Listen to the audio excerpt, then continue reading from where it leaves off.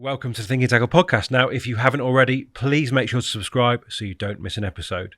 Today, it's our very great pleasure to be joined by a man who caught his first carp in 1968 and has fished hard ever since then, his career taking in some of the very, very most prestigious lakes the UK has ever produced. And he's still out there doing it today. Richard Skidmore, welcome to the podcast. Thank you very much. Now, I did want to start at the end, if you like, because you are someone who is, despite having fished for such a long time, you're still very much out there and doing it to this day, aren't you? That's right, yeah. At the fearsome park, or dark park, or whatever you want to call it, you caught an incredible carp. It would have caught a few people's eyes this year. I certainly saw it on social media. But in terms of your fishing, mate, is it weekly at the minute? More than that? How does it work? A little bit more. Because of the distance round the park, 4.5 miles, my old legs are a little bit, but I try and get out there 3 days a week because it is only days only. You can't bivvy up there, so it's like every day is a new day. And it opens at 7 and shuts at varying times during the season.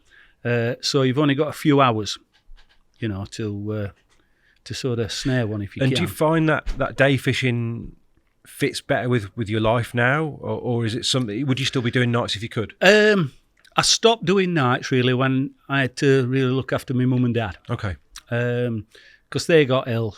I mean, they lived into the 90s, which I was grateful for. Good genetics then, Rich. Yeah. But they needed a lot of care and attention, and I was just doing the odd days locally. And it sort of stemmed from there, and I got into my day fishing. I think it's harder to catch them, but I enjoy it, and you have to work hard for it. So especially if it's 4.5 miles round. Well, you can't fish the whole perimeter. You can only sort of fish one side of it. Yeah. But you've got a shot there. Yeah. It's a beautiful estate lake, isn't it? Should point that out in the north. Yeah. Does it count as north? Well, because you are north, aren't you? Yeah. Well, I had Rotherham is what I class where I come from. Yeah. Really. Now I live in Worksop, which is basically only 20 miles away, but it's classed in Nottingham. So it could be Midlands. So, well, Midlands is Birmingham for me. Yeah. So it's still a long way away. Yeah. Still in the north, really.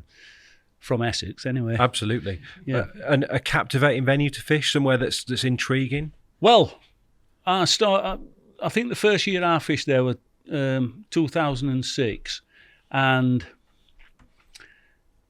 Lee Walton had actually said, we need to go and have a look at this park because there's been a 45-pounder out. And I said, nah, there's no 45s up here. He says, I'm telling you. He says, there's been a 45. I says, who's told you that? He says, well, I'm sure Lee Jackson told me. I thought, well, I says, Lee's from Kent. He says, he says, but his friend, Paul Forward, has got a brother up here. Yeah. Nick. And he's been fishing up there, and word's got round that this lad's had a 45. So I says, right, we'll have a little look at that then. So me and Lee had a walk round, and I can remember walking round it, and up near what we call the terrace area, we actually saw a fish in some duckweed, because a lot of weed on there in summer. We just saw this common in there. It weren't a big one, probably about 20 pound. And I thought, right, we'll have a look at this. So the following day, it was my day off from work, and I decided to go up, cold, and I took my barrow up, didn't know what swim I was going in, and I pulled into this swim, which we now call the Meadow, and a lad in there who became a good friend, Jack Broom, he was fishing there, and I stood talking to him. He says, he says, there's some low 20s in here and this, that, and I says, oh, right. And next thing, his rod ripped off. So I'm stood there watching, and he wades up next to this fish. And I thought, that looks bigger than 20 pounds. Anyway, when he pulled it in, he was saying, oh, yeah, I could see it. I can see him now. Are you going to get off now? I says, no. I says, I'll just hang about a bit. He says, well, you might as well take a photo of this. And it were a pinky at 39. So I took some photos, and you were only a young lad then, Jack, and we got on all right. And he said, I'll show you some photos from here. And it was him who caught the 45 the winter before. He says, this is when it were 45, like in February. I said, bloody hell. And then he showed me these other photos, which were 20s to possibly £30 then, but they were cracking looking fish. So of course yeah. So I just spent all day talking to Jack, mashing tea, and then I left him. Went back to see Lee, and I said, you never believe what's in there, mate. I says, I'm telling you, we need to get up. So basically, me and Lee went up and dragged Jack in and this other lad, Gashi, and we started putting bait in there. And that was the first time they really had boilies. They'd been using pepper army and bits and pieces. And Nick and a lad called Gary Love had been up there using method mix and been catching a lot of fish. But that's when they really started putting weight on, when we were putting the boilie in. And I mean, one of them went from 28, I think, to 37 in a season. And then the others started piling it on. And talk to us about the quality of those fish, Rich, because they're not just big, are they? They're magnificent. Well, the magnificent fish, and what happened was the lake in the late 80s sprung a leak underneath, with the coal seams. Yeah, right. And it basically it was dripping through, and they were losing water. So the powers that be who run it got onto the coal board and said, you're going to have to do something about this. So they drained it right down, took all the fish out and spread it. And the chap who actually got the contract to do it lived up near Kevin Clifford, basically next door to him. And he netted all these fish in his stock ponds, didn't have enough. He hadn't got enough ponds to house all these fish, so he spread them round, because they all knew each other, in area. And when it came to restock, this chap went to his friends and that and started, getting fish, roach, bream, tench, carp from different ponds, stock ponds and that from these different fisheries. And it were like a selection of different fish that went in there. And you can tell that with stock, when you see them. You can see there's linears, there's leather, there's different beauties. And that's how they went in. And I've got, you'll see, I've got scrapbooks dating back years, and I actually got some old cuttings when they stocked these fish back in. So there were no carp in. There were no carp at all. There were no carp in there when they netted it. There were no carp. So they're a right mixed bunch. They're a right mixed bunch, but just by pure luck, they're a great strain. Not everyone, but they're a great strain. And the water quality is different in that lake. See, because there's like a river runs right through down the valley, and there's different lakes. There's 4 or 5 different lakes in this valley, and that's the bottom one. That's the bottom lake, this Park Lake. And I don't know whether it's all the goodness or whether what the farmers are using on the fields and that, but it's made it ultra rich, that. And they don't need to eat angler's baits. Okay. And they got to that size, but obviously the boilies helped them on. And so in terms of the fishing that you do on there now, what are the particular challenges of that place? It's very, very silty, isn't it? Quite shallow? Weedy. Right. Weedy. You can put, in old days, there were no gates on in them days. You could get in early at first light. We never, there's been a few things happen recently and that, but we never fished it at night. I only lived 2 minutes away from it. Yeah. And we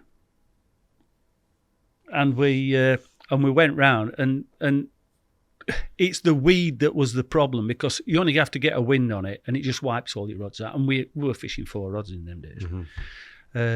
Nightmare. Now you're only allowed 2. And it makes it a bit easier, but you're still getting wiped out. It's a problem water. There's not many fish in it, and it's 90-odd acres. I can remember walking on in 2006 and seeing, me and Gashi walked on there, on the terrace, and I said, right, because there's some steps on terrace, I says, you count them on right-hand side, I'll count these on left, roughly. And we roughly count, because I reckon the majority of fish were there. Really? Yeah, on that area. And we counted roughly by, because they weren't swimming about, they were just like, so we got a good estimate, 120 fish. Whether or not there's that many now, I don't know, because I then left it. I fished it a couple of years, then left it, I ain't fished it for 10 years, and then I've gone back this year, and now it's a syndicate. Yes. In terms of your fishing on there, Rich, what kind of angling do you do? Are you on your toes looking for signs? I used to be until my legs don't work anymore. Really, You've got a power barrow, surely now. No, I was going to have a word with Danny. Yeah, you need to. I haven't. I've been using this old barrow, and I said the other day, I says, as it's got cold, as you get older, your legs seize up a bit, and you start stiffening up, and I says, I'm going to have to get myself one of them electric barrows. I says, because it'll help me to get round here. So, but in the old days, if we saw fish leaping, we'd be up and off. Yep. I mean, you got to remember, when I first started there, I was 50.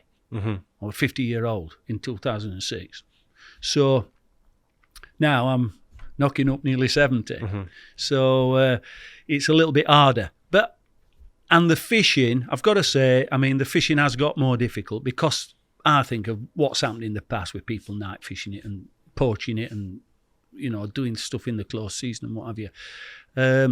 Hopefully, that'll stop now. I mean, we'll see what happens with that. But it doesn't help when people have been sticking hooks in them in the close season, and then people go into season and, some of them are only once a year fish.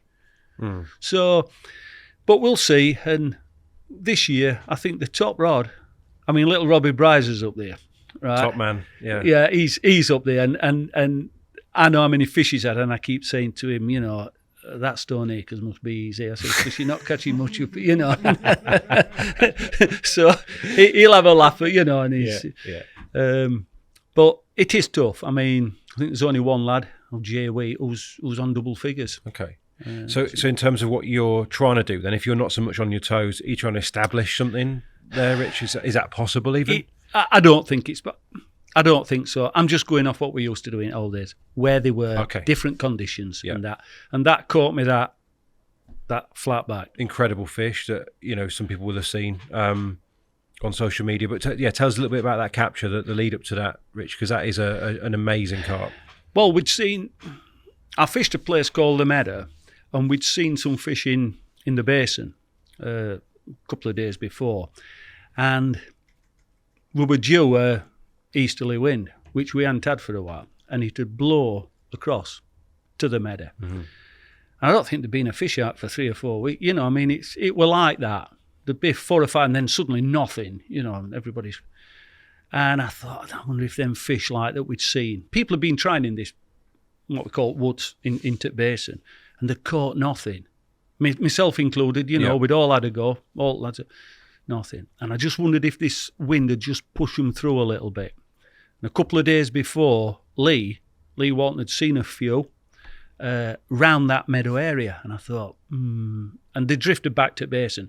And then I thought, I wonder if this. So I got there early, put a little bit of bait in and that, and tufties and ducks are a nightmare there, because it's shallow. Mm-hmm. And about 11:30, I was just sat there, and I saw one come out, and I thought. Then half an hour later, little Robbie Bryce came into my swim, and he's just out there having a cup of tea, and it just rocketed off, and it was that, and he helped me. He went and got because he's got a fantastic camera. I've only got my phone, and he said, and that was the first time I heard this airdrop thing mentioned off at fun. He says, I'll airdrop you the shots. I'll take these photos and I'll airdrop. I says, right. Anyway, he did it and he's young lad. He got all the gear in water. Went to get his waders, come in water, and took some shots for me. And he says that's it's one nice. He says that's the one that I'd like to catch. I says, well, you've had some nice. You've had some cracking. Now he says that's the one. And in actual fact, I caught that fish years before. Had you? Yeah, 21 pound when I caught it before. Mm-hmm. How big this time? 37. Yeah, lovely. So got a shot at that Tobes, I think. Keep going. No, up, back other way. Keep going, mate. Now. Where is it? It's not there. No, other way. We've lost it. That's it. There it is. Yeah, there. Yeah, go on, pop that up, mate. So, Rich, just describe that fish for the lads who are listening as opposed to watching. What we're looking at there. Well, that's that's the one that they call the flatback fully. Long fish. Long fish. I mean, it's been over 40, that fish. Yeah. It's been over Very 40 chesty. pounds. Very chesty. I thought it spawned out a little bit, but, because I expected it to be bigger. People had seen it on the terrace, and they were saying, like, it's 50 pounds. I'm telling you, it's 50. And when I netted it, because it came in head first, and it was coming over the spreader block for ages. Like, I thought, oh, bloody hell. And when I lifted it up, I thought, that's not a 50 pounder. But I mean, that's why I'm fishing there, for fish like that. Where does that rank, sort of, because you've caught, I mean, I'm going to say this now, we are going to struggle to get through, all of your angling career. You've done so much. We're going to pick some highlights, but where would that rank? It's hard, isn't it? It's hard because some of my best memories, the barely doubles, what I can remember. But that, because of what's been caught this year, and I didn't know at that time, how many fish would be caught. I mean, there's been 40 odd fish caught this season from there, and there's some good lads on there. So it's got to be a decent, one of my decent fish, like, very memorable. But some of the old ones I caught years ago from the park were good fish. I mean, some of them I've caught at mid-30s, and they wasn't seen before, and they wasn't seen again. Amazing. Love that. Yeah.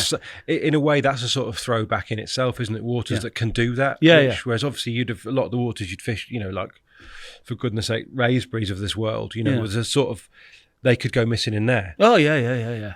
I mean, we didn't know what we were fishing for at Raspberry. When we went down there, there were no names. I mean, we'll certainly come on to that. I mean, but is this sort of fishing among the last of the venues, for instance, that might have that bit of mystery that perhaps you'd associated with the times gone by? Yeah, and it's literally 3 minutes from my house. Amazing. So if you wanted to bait it, you could. Well, I just said to a few lads, I travelled all over, fishing for trying to fish for big fish in the day.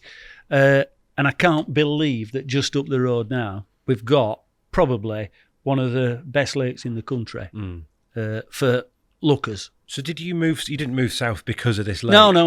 It's a happy coincidence. No, I moved south because of a woman. Right. Yeah, and she just happened to live there. So I want to talk a little bit about, we may well come back to this, but I want to talk a bit about how you built a life that allowed you to fish some of the most famous lakes that this country's ever produced, hundreds of miles from home. How can you even do that? Right, well, in the old days, as soon as I could drive, because we've been fishing local ponds, as soon as I could drive, my grandma bought me an old Escort van when I was 17. And the first venture, if you like, were to Eggert's. Right, a historic venue that you would have read about. Well, when I was a young lad in the late 60s, I'd started carp fishing. And I used to run down to newsagents. And old man Skelton, he used to let me have a look at Handling Town and see if there was anything in there. I didn't have to buy it. I didn't have to buy it. He used to say, yeah. And if there's anything in there, I used to buy it. And I've got some really old scrapbooks, and I used to keep old Jack Hilton, things, all about Redmire and things like that. And on some of the photos, I don't know whether you'll see it on here, but on some of the photos of them cuttings, you can see where the drawing pins used to be in when I got them on my bedroom wall. Amazing. And the sun used to come through and cut. You can see where it faded. Yeah. And these are late 60s, early 70s cuttings I had. And one of them were No Winter Slumber or something like winter carp soon learn tricks. See, can you see drawing pin? Yeah. And that's 1969. So that's the first year that you've claimed to, you're probably a carp angler. That's the first year, yeah. And I've got books, I've got loads of these scrapbooks with all these old cuttings. And our Jack Hilton fan, he was the man. at that time. And I got a cut in there. Winter carp, soon learn tricks of trade. And it was a Jack Hilton interview, cutting about Eggerts. And he'd fished it in, I think, 71 or something. And this was 73 when we went down there. So not long after. And I can remember going, I mean, we were only set at 17. Me and this lad, Chris Wayne, went down there. And we pulled it. I mean, we just pulled up his drive, Jim Eggert, and he was stood there in his garage. And he says, what do you want? I said, well, we've come to fish your lake. He says, oh, no. He says, I've had trouble with yobbos before that. I said, no. I says, we've just gone. No, and we've gone down for 9 days. You've driven from blooming Yorkshire. Well, it was as all. I mean, down there, we didn't fish like we fish now. You used to have your holidays from work and go fishing. The rest of your time were local because you didn't have the transport to do it. They wouldn't, your car weren't good enough to get 100 miles. I was going to say, this escort van sounds like terrible. Potentially suspect. Yeah. Oh, it was rotten. I mean, we actually got pulled up on, is it M11 coming down? Yeah. Police with a ball tyre.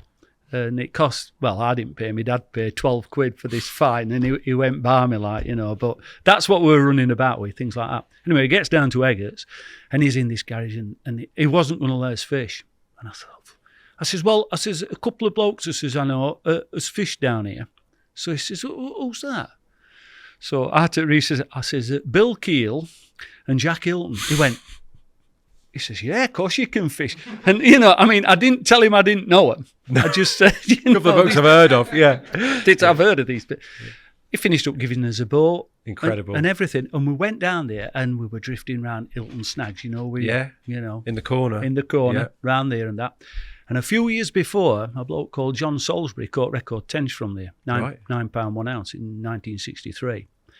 And the only run we had, I had it, and I hooked this tench. And I often, it were bigger, but in them days, we never if we were fishing for carp, we just... Might it have been the tench? It might have been, I'm not saying it was, I mean, it was 10 years after. Yeah. But it was a big tench. But Eggerts was good for us because that's where we learnt about sweet corn. Right. There's a lake where we were fishing. There's a fence, and I think they call it waterways now, next door, but it were called Copleys at that time. Kevin Maddox had fished there a bit, I think, hadn't he? Or maybe would have done. Not at that time. No. This is Afterwards, 73. Yeah, this is 73. I'll tell you who might have been there. Ian McFetrish. Right. Pete Evans, the rod builder from Sheffield. They'd fished down there. But this bloke leant across the fence. He says, this is what you want. Because we were fishing, we were like free-lining with bits of bread and, paste and stuff like that. So we love sweet corn. This is 73. Now, Yates had used it in 72. So it was quite new.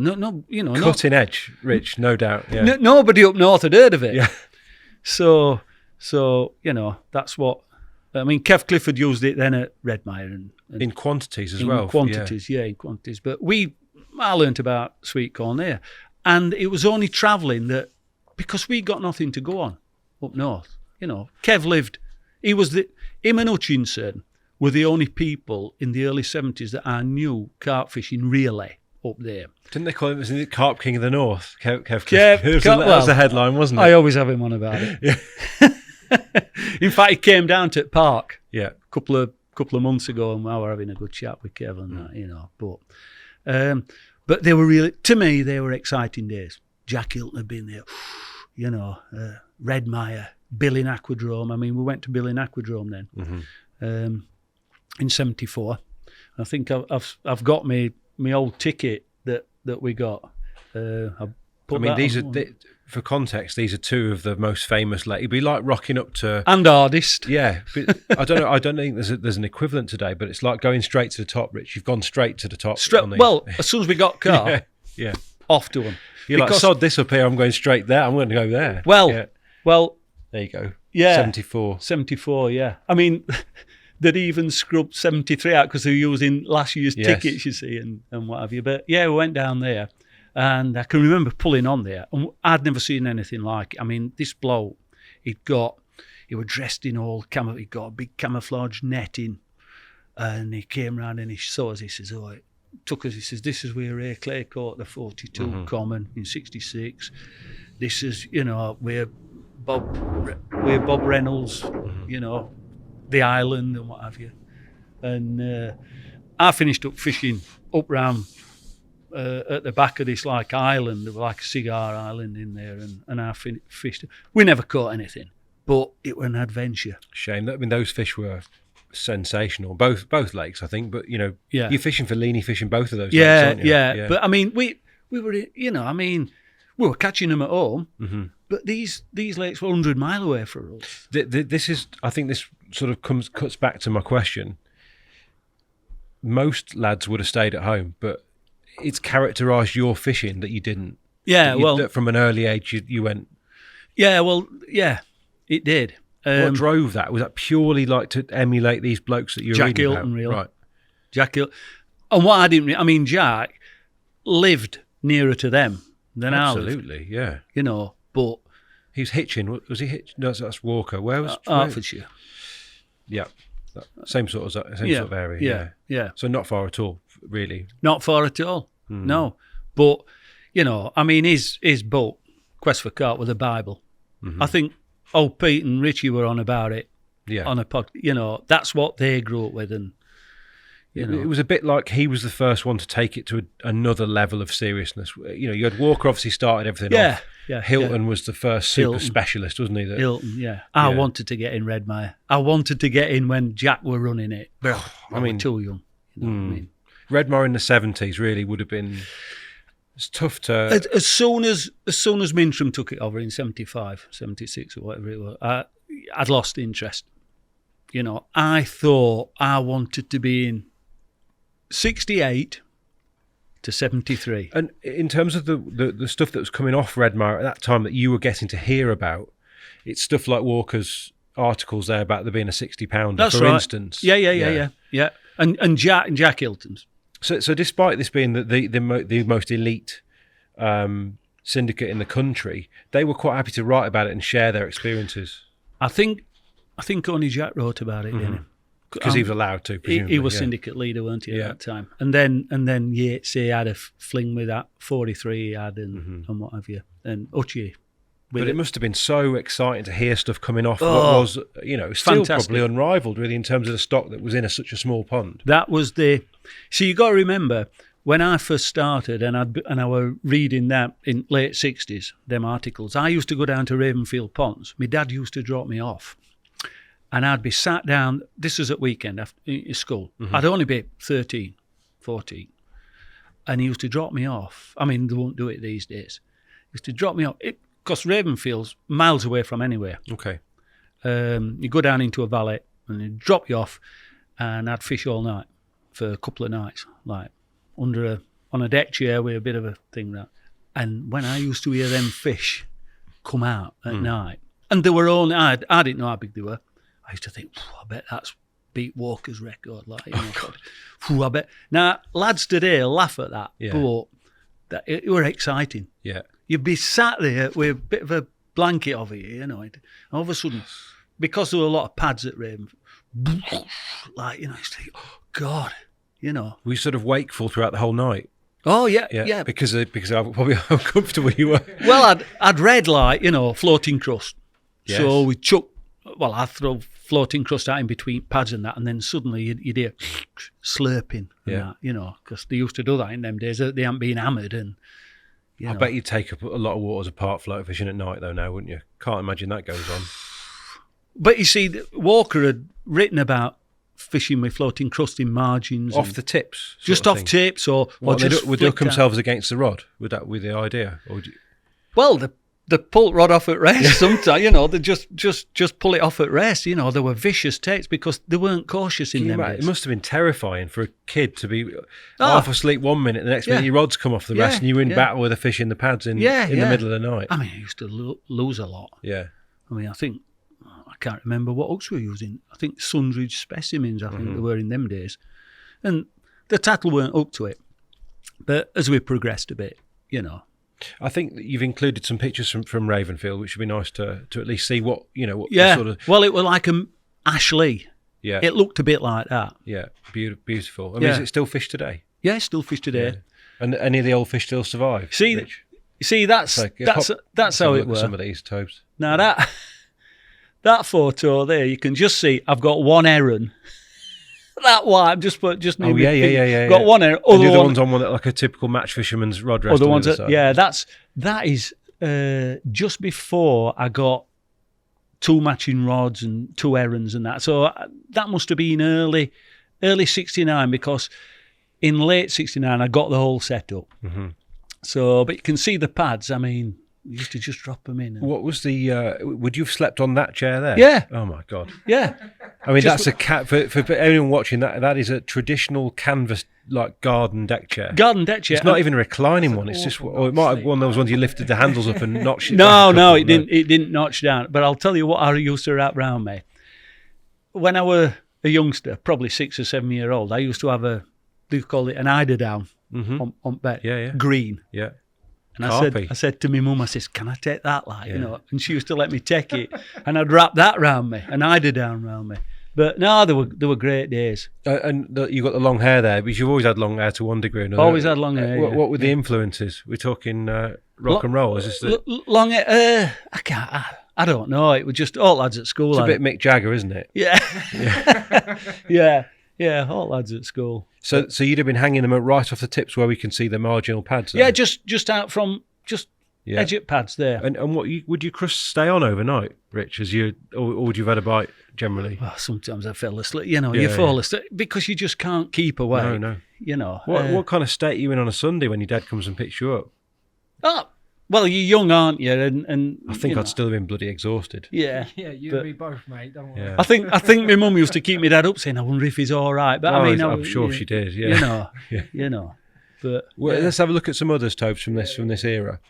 Because these look like, I've seen the odd picture in the past, but they look like magnificent fish. What would the history of those fish have been? Right. Look at the scaly ones, man. They're just... If you just go down one, I'll just point something out. Yeah, that one. No. One more. Back up. Sorry. Okay. Whoa. See that landing net? Yeah. I bought a springboard landing net. Looks about half a stone. Well, I bought a springboard landing net in 1975. And that was the one before. And that was an old British carp stool. And apparently, I think Roy Parfitt made them. And there was only about 40 ever made. Have you still got that? No. I know Robin Dix were looking for one, and I sent him that photo. He went, "Oh God, have you still?" I says, "No, I ain't, Rob." So these are lovely scaly carp. Yeah, I mean, we used to take photos or anything. You know, I mean, this were a Yorkshire. Mm-hmm. If you just go up one now, we'll go to the next one, Tobes. Yeah. No, other way. Yeah. Yeah. Well, that was the biggest fish I caught in 1973. Mm-hmm. Which would be. Would that have been a PB at the time? Yeah, probably. Yeah. What is it? A mid double? It's about £15, I think. Yeah, something like that. Mega fish though. But there's a quality to those old sort of scaly ones, aren't there? And would that have been an old fish then? Yeah, yeah, it would. That fish went up to be 19 and a half. That fish, because at that time we didn't know them. As far as I'm concerned, that was the first time it had ever been caught. Because I was the first one to fish Ravenfield for carp. Okay. So I'd seen this bloke actually catch one, but he was a matchman in '68. That's what set me going. He caught it on a bit of luncheon meat. And what was the scene like in Yorkshire then? Were there lots of you, young lads coming through fishing for carp? That's Eggerts, that's when we went down to Eggerts. So I want to see this because I'm sure it looks a lot different to when I've only been a couple of times. But have you? Well, that's 73 at Is that Eggerts. looking across to his garden? Yeah, his house would be just on the right. On right-hand side, yeah, that's right. Yeah. That's right. Was it gin clear then as well? Yeah, gin clear. Shallow, lots of features. First gravel pit I'd ever fished. But we didn't, like I said, we didn't catch it because we went down with honey paste and stuff like that. Old school. Yeah, like straight out of Walker's playbook. That's right. Yeah.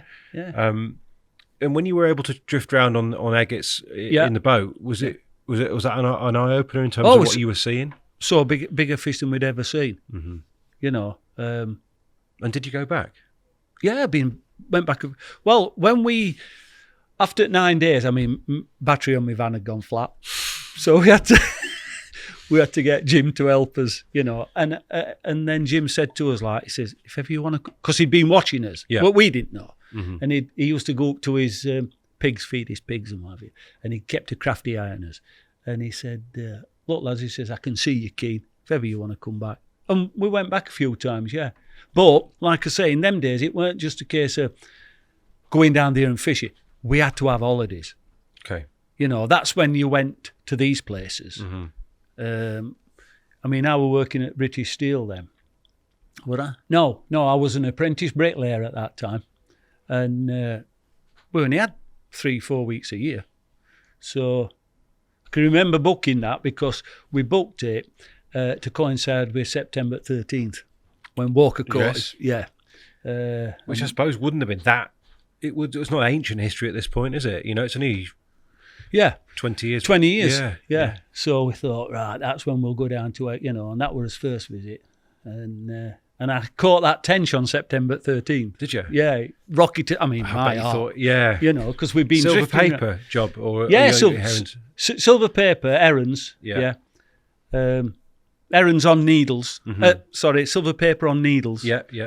And them herons never worked right. Right. They used to start going. You used to have to kick them to shut them stop. up. Yeah.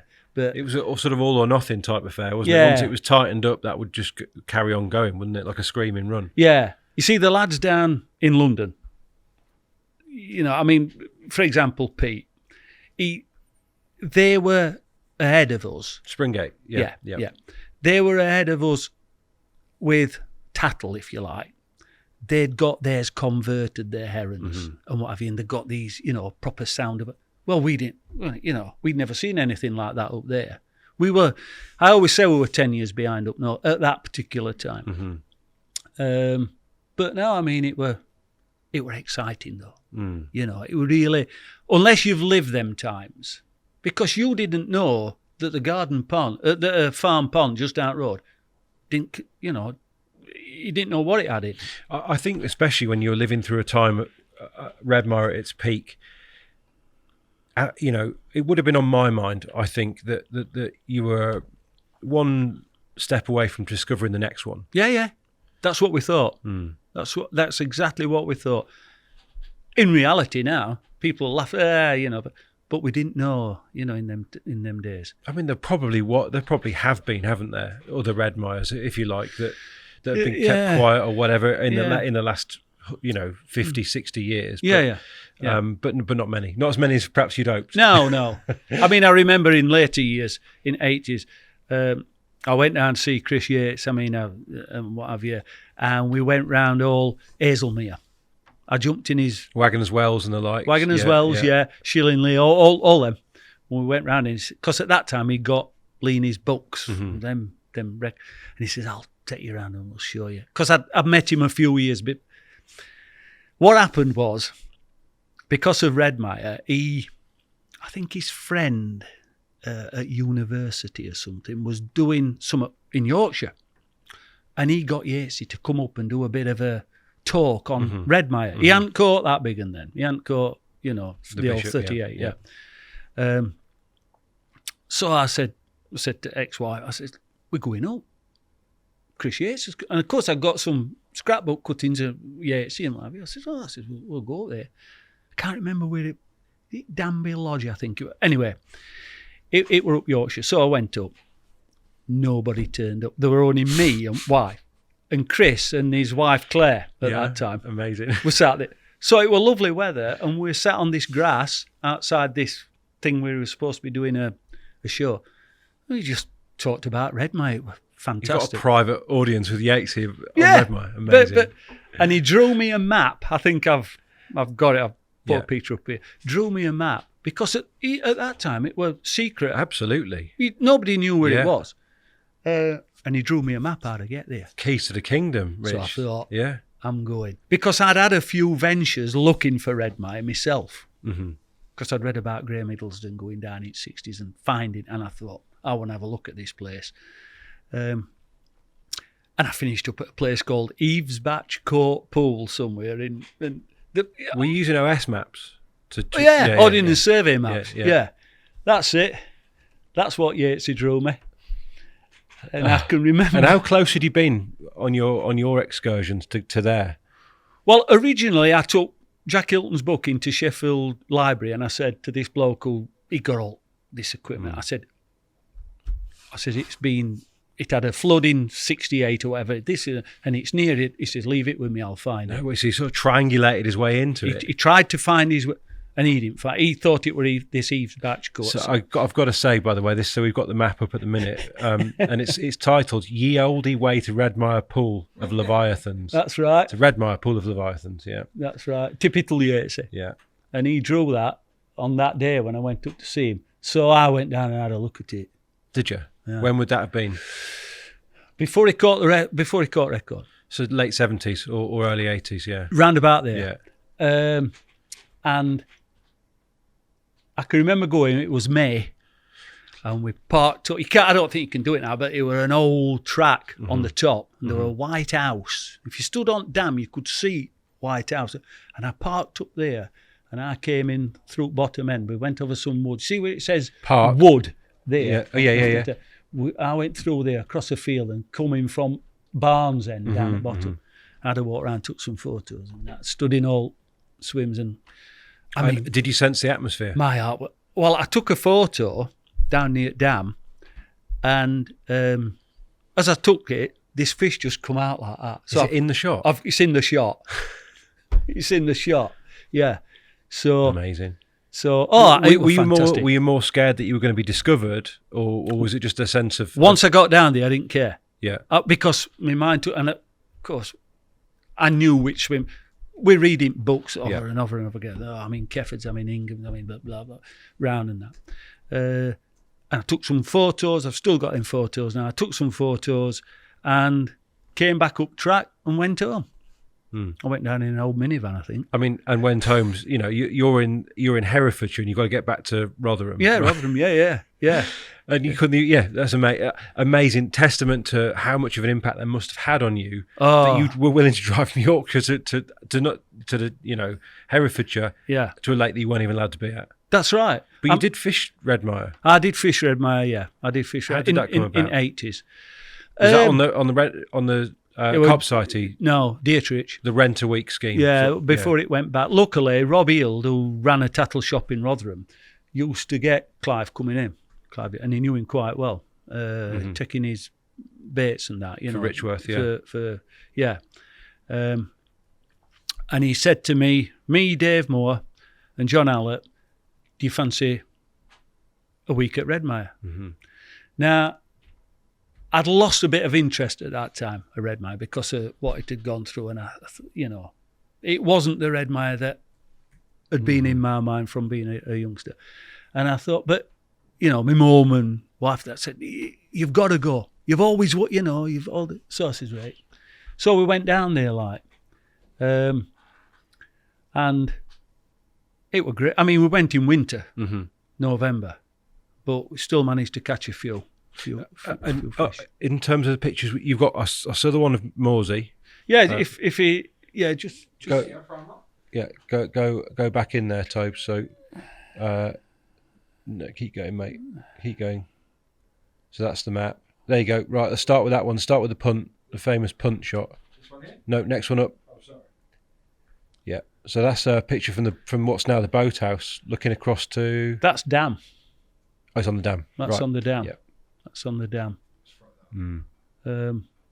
So you had some atmosphere though, Rich. It's. If you just go up a bit, what? If you can just scroll up a bit. Yeah. I think. Zoom out a bit, Tobe. Yeah, that's it. No, I'm on about the pictures. On the pictures, yeah. Yeah. So there's a picture of you stood on the dam as well, which is obviously the shot that you need to get if you go to Redmire, isn't it? Just try going down a bit because there's a photo. No, other way. Sorry, mate. Whoa. Yeah. So is that you preparing to go? That's John Allett. Yeah. On my drive, and we were preparing to go, and he was just scratching his head, wondering how we were going to get all that stuff in. Let's there. have a look. Talk us through what's going on in this picture. What double have you got? burner. Yeah. Big massive. Massive blue gas bottle. Maggots. We got loads of maggots.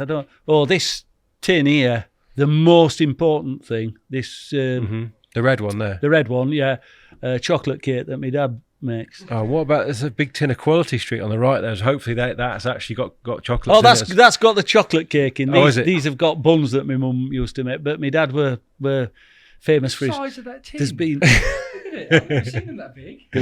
there's been many a famous handler eat my dad's chocolate cake. Oh. So what else? You've got a cool box going on. You've got lots of big drums of water. Yeah, just old army blankets. So look. did the three of you go in one car? No. Dave came down in his, well, I think it were a Metro. Did you fit all that in that car? Yeah, we got it all in. Mate, yeah. You can't see it from that picture. It doesn't look like that's happening, does it? No. No. The car already looks half full already, Yeah. doesn't it? That's what I mean. It looks like it's pretty much Yeah. full. Yeah. And actually, this is the three of you, John Hallett, Dave Moore, yourself, that went on to fish lots of... Yeah, lots of play. Yeah, but we'd fish Ravenfield together, you see. Yes, right, okay. That's Yeah. where you met. That's where we were. I mean, I was there first. John came a few years later, and then Dave. Mm-hmm. And What did you see in each other? Like, do you think you were well, similar obsession? Or John, his dad used to work at Pitt, and he were quite a clever engineer, you know, and he'd all be tinkering in. So he helped John make some buzzers and things like that. ultra cult. Yeah, nice bloke. Dave were always good on bait, and I just went fishing really, and I just. But yeah, they all had.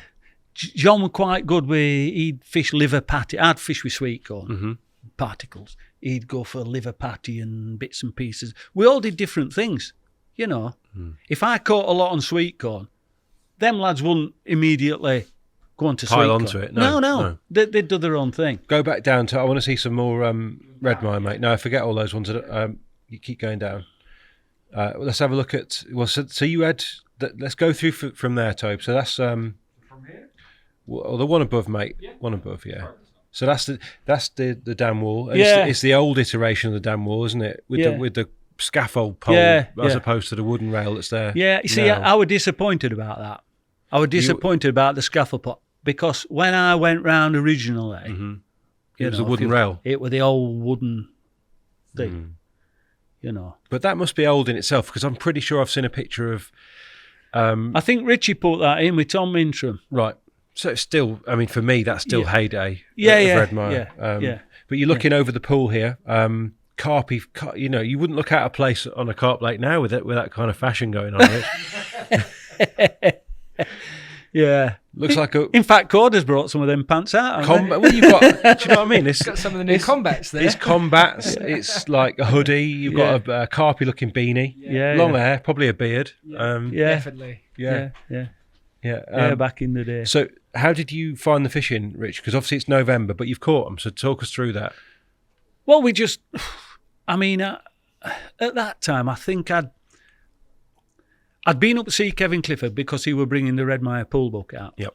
And I thought I got some stuff that he might not have, some photos and that. As it turned out, I hadn't. Kev's got everything. I mean, he's very thorough, isn't he? He's got everything, you know. And for some reason, I'd spoke to Len Arbery as well. And I don't know how, because it were Len who actually introduced me to Pete Springate first at a show down south, you know, a couple of years after. But we went down there, and I'd said, I can't remember. I think Yates might have sent us a letter and said, look, you go in, take maggots, take this, take that, you know, what have you.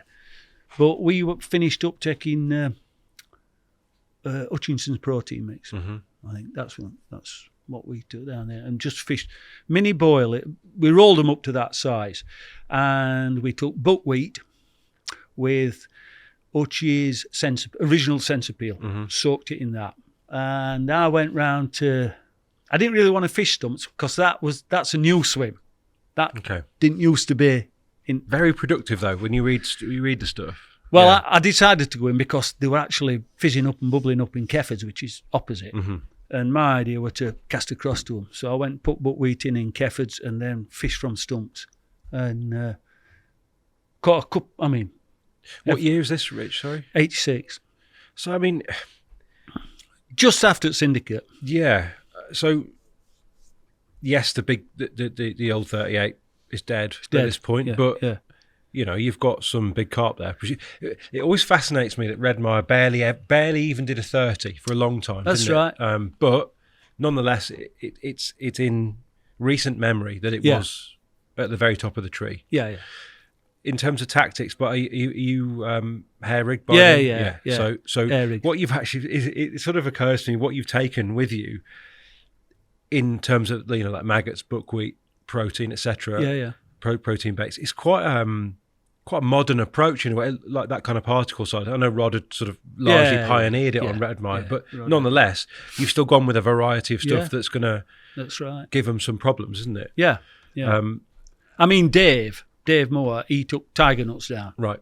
which at that time, I said, tigers, yeah. And he only brought a little bag of tigers. Lasted him all week. And Dave had that nice linear. Yeah, let's have a look at those totals. The fish, obviously, you're catching I had them commons. I had a couple of nice 20-pound shots. Yeah, Do you want this one up? yeah. Let's that's- look at them all, mate. We'll do them all. So that's a 20-pounder, isn't it? 23. Classic Redmire common. Yeah. I mean, I were off at moment. When I caught that, I thought, that's all right. Like, Rich, I've I had would one. love to have caught a Redmire original. Yeah.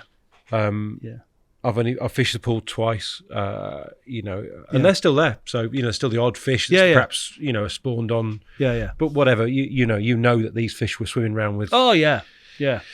With all those legendary giants. Yeah. These three probably were. This one that I've got and the next one. Mm-hmm. Is this in stumps still? Yeah, stumps. Yeah. So you did catch them fishing across. Yeah, cotton fisher. That's 21. It's a classic shot, isn't it? As well, it's a great shot. Yeah. So that's not on the dam, or did you walk it? What is that fence? Is that to the side of stumps? No, that's at the side Willer pitch. Okay. You just walk through. But we sacked, because I caught it in that, I sacked it up in deep water, and then just Did them in the morning. Yeah, I did it in the morning. Yeah. Is that's an upper double or another 20? Looks like another 20. 21. 21, yeah. Yeah. Mega. 21 that. How come that's black and white and the other one's colour then? I don't know. I were on front of Northern Specialist, a magazine that were done, and I sent this photo, and they sent it me back, and I thought, I quite like that one in black and white. Oh, got you. Yeah. I mean, it's a mega fish. Yeah. That was on the same tactics. Same tactics, yeah. That. What were you using as hook baits? The protein. The Ulch's protein. Small baits though. Small. Oh yes. Because my experiences, albeit of a different group of fish, nonetheless probably proper Redmire carp, but they were incredibly difficult to hook when they're feeding over particle. Yeah. And that's Dave with a fish he caught on tigers. I mean, that must be a recognisable one from going back. Yeah. It's a linear for reference to those who aren't watching. It's a classic Galician zip linear. Yeah. From Willowpitch, that. Oh, he's absolutely completed it then. Yeah, Dave. He's had a linear from Redmire from Willowpitch. He always manages to sneak one out, Dave. He can catch him, can't he? Yeah. I like the old thermal suit and waders job though. Well, I'll tell you something. It rained nearly all week. Yeah. There, and Dave. Did the pool go red? Slightly, but it rained all week, and Dave was wet through all week. Just remained wet through. Yeah. He never took a change of clothes. He Right. were pinching socks off John, jumpers off me. He were, and midweek we'd read that Jack Hilton went to Ross on Wye to swimming baths to have a, get freshen cleaned up. Yeah. So we went, and Dave had been telling us that he'd been a championship diver, So John got him on springboard and that. And at that particular time, there were only us three in the baths. But down at the bottom end of the baths, it were women and children section. They got it roped off. So there's all these women there and this, that, and all the kids and that. And Dave jumped on this springboard. Well, he just belly flopped the first. I mean, me and John, we were out and when we barely made it to edge without drowned it. I mean, it was just, said, go, have another go, Dave. See if you can. because he says, I didn't quite get that. He had another go. Oh, God.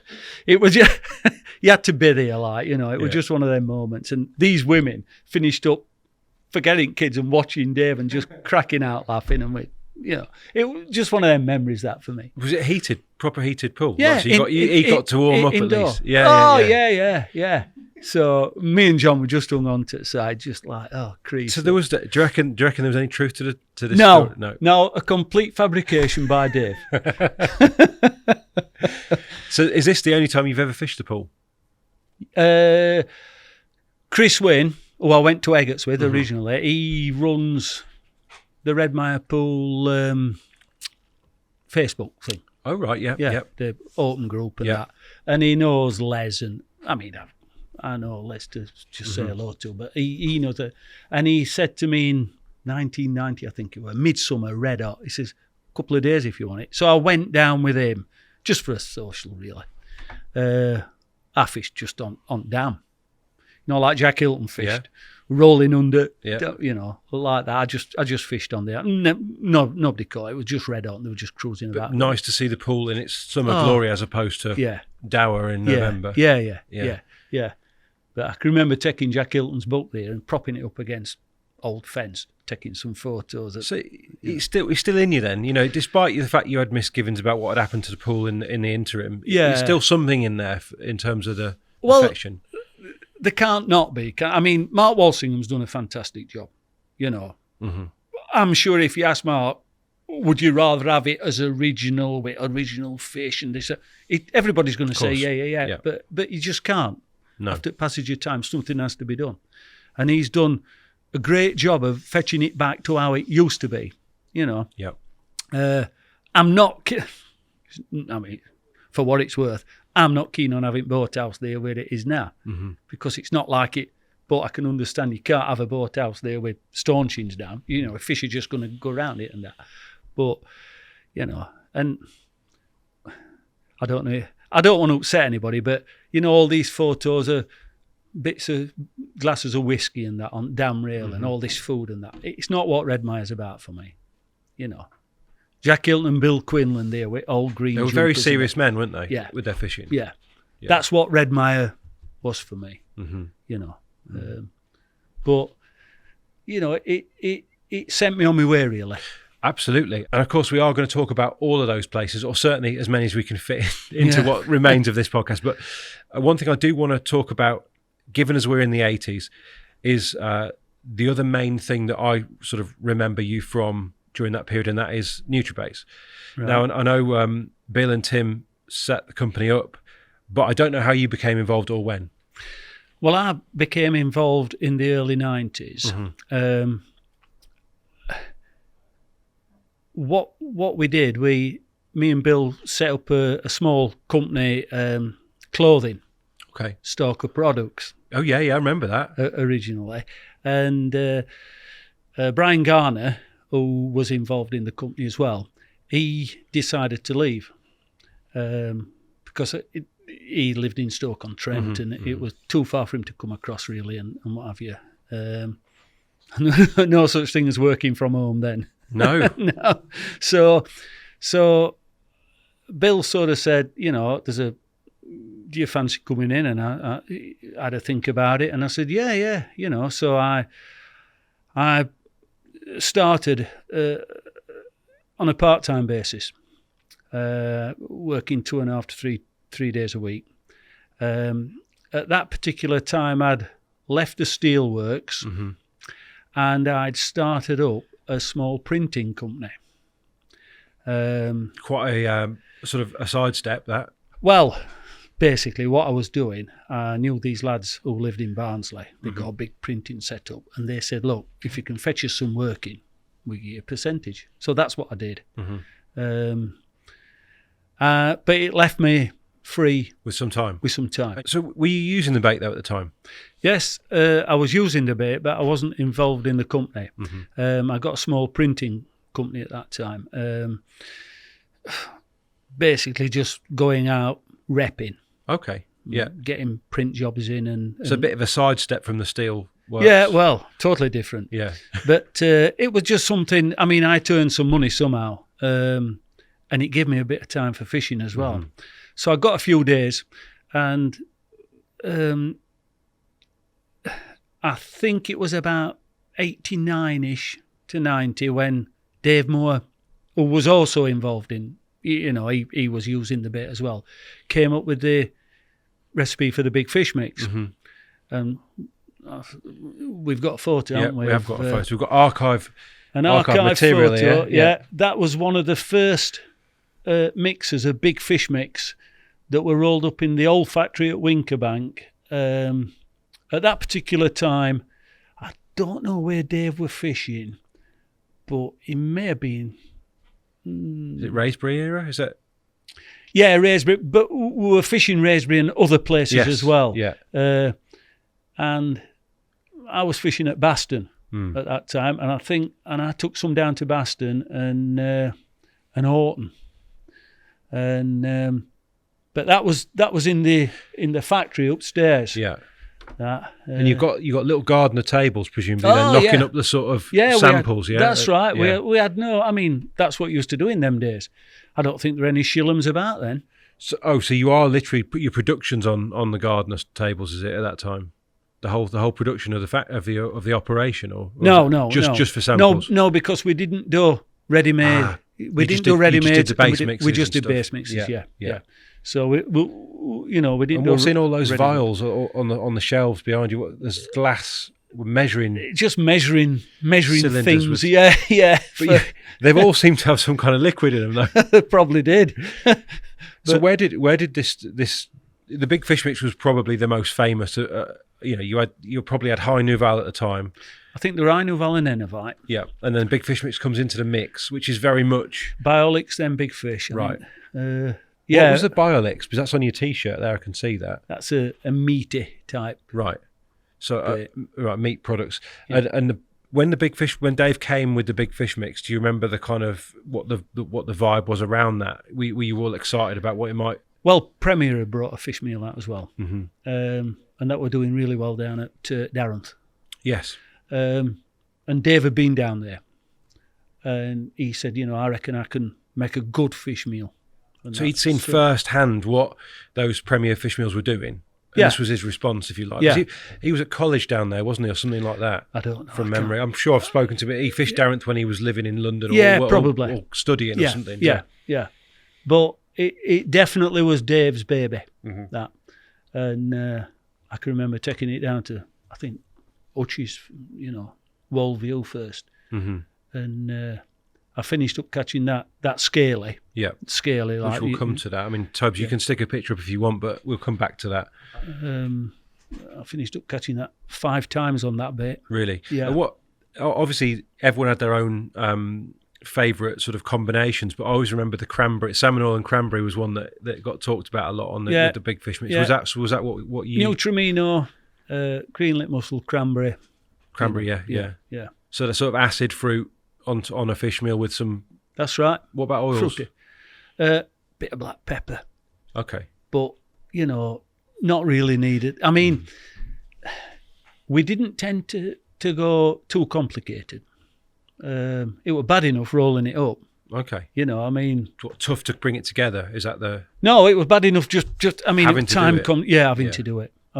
Because So, are you actually involved in the business at this point here in this picture? I can't remember. But it would have been around that time. Around that time. Yeah. So what do you remember the conversation that Bill had with you? What did he think that you would bring? Do you think?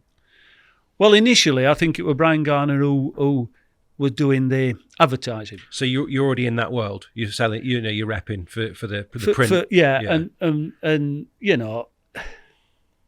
Brian had sort of got quite a lot of contacts anyway. We got a lot of shops.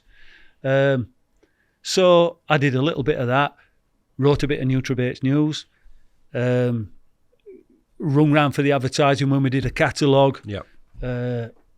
But basically, I tried to distance NutriBaits away from me fishing. Mm-hmm. I treat it as a job, which it was. And as far as I was concerned, I was just working in a factory, packing boxes, because my main aim was to get the orders out. Because if there were no orders going out, there were no money coming in.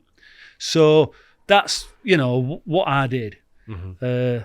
me and Lee Walton. I mean, Lee, he devised a lot of stuff for NutriBaits. Mm-hmm. You know, a trigger. He came up with that, really. Spoke to the people who brought the powder and the liquid. Yeah. And Lee were the first contact for that. I thought of the name. Was it an exciting time to be involved? Oh, fantastic! We had some great laughs. We had some fantastic laughs, and we all got on great. You know. What did the business look like at that stage? There was you. There's Lee who's sitting off camera. We can't persuade him to come on. But and Bill. Who else? But there were Andy Pratt, Ray Marshall. There were a good few of you. Yeah, It's not 5 or 6 of us. It's not an insubstantial concern at this point. No. It's a decent business. Well, it was, yeah. I mean, and we were making a decent profit, and I think I didn't have a car for a couple of years. Bill didn't have a car when he first started it. You know, I mean, it just built up slowly.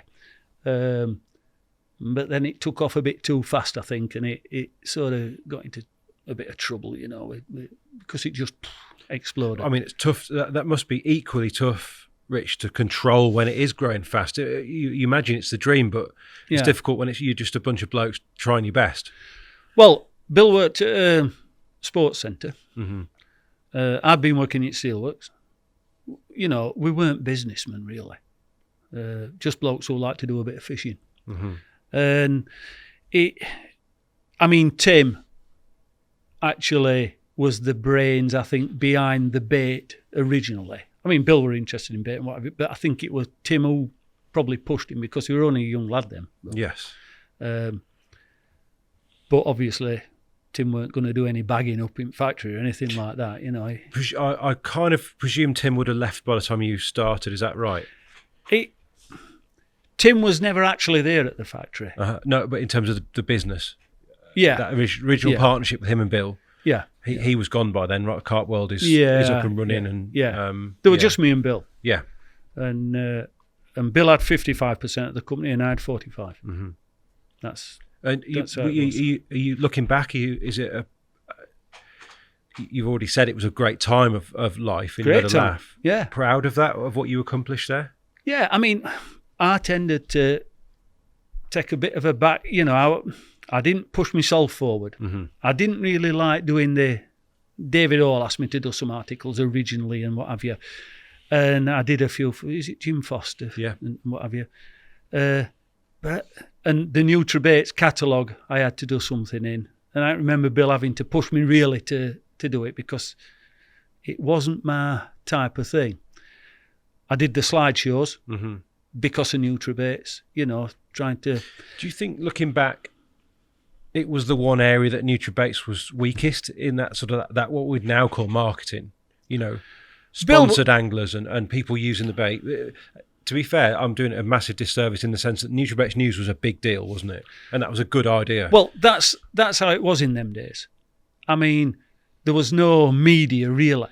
I mean, Bill did what he could, you know, writing.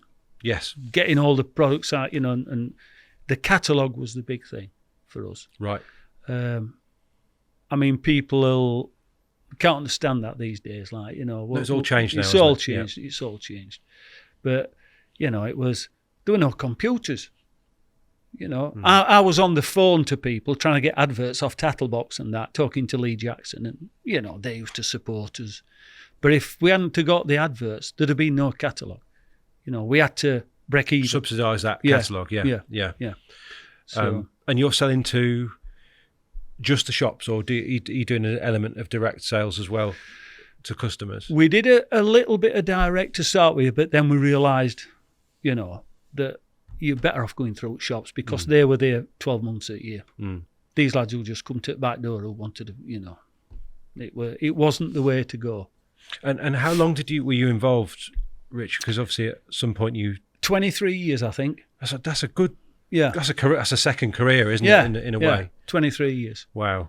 And my back tells me now that I definitely did a lot of lifting. Humped a lot of boxes. Humped a lot of boxes about, yeah. Yeah. Yeah. It's heavy old stuff as well, isn't it? Heavy I imagine old them stuff. bulk powders and stuff. Oh, Well, presume you had a God. forklift at some point, though, right? Well, we didn't have one for a few years, I'll tell you. Yeah. And them boxes were, well, they won't allow you to lift them now, 30 odd kilo Yeah.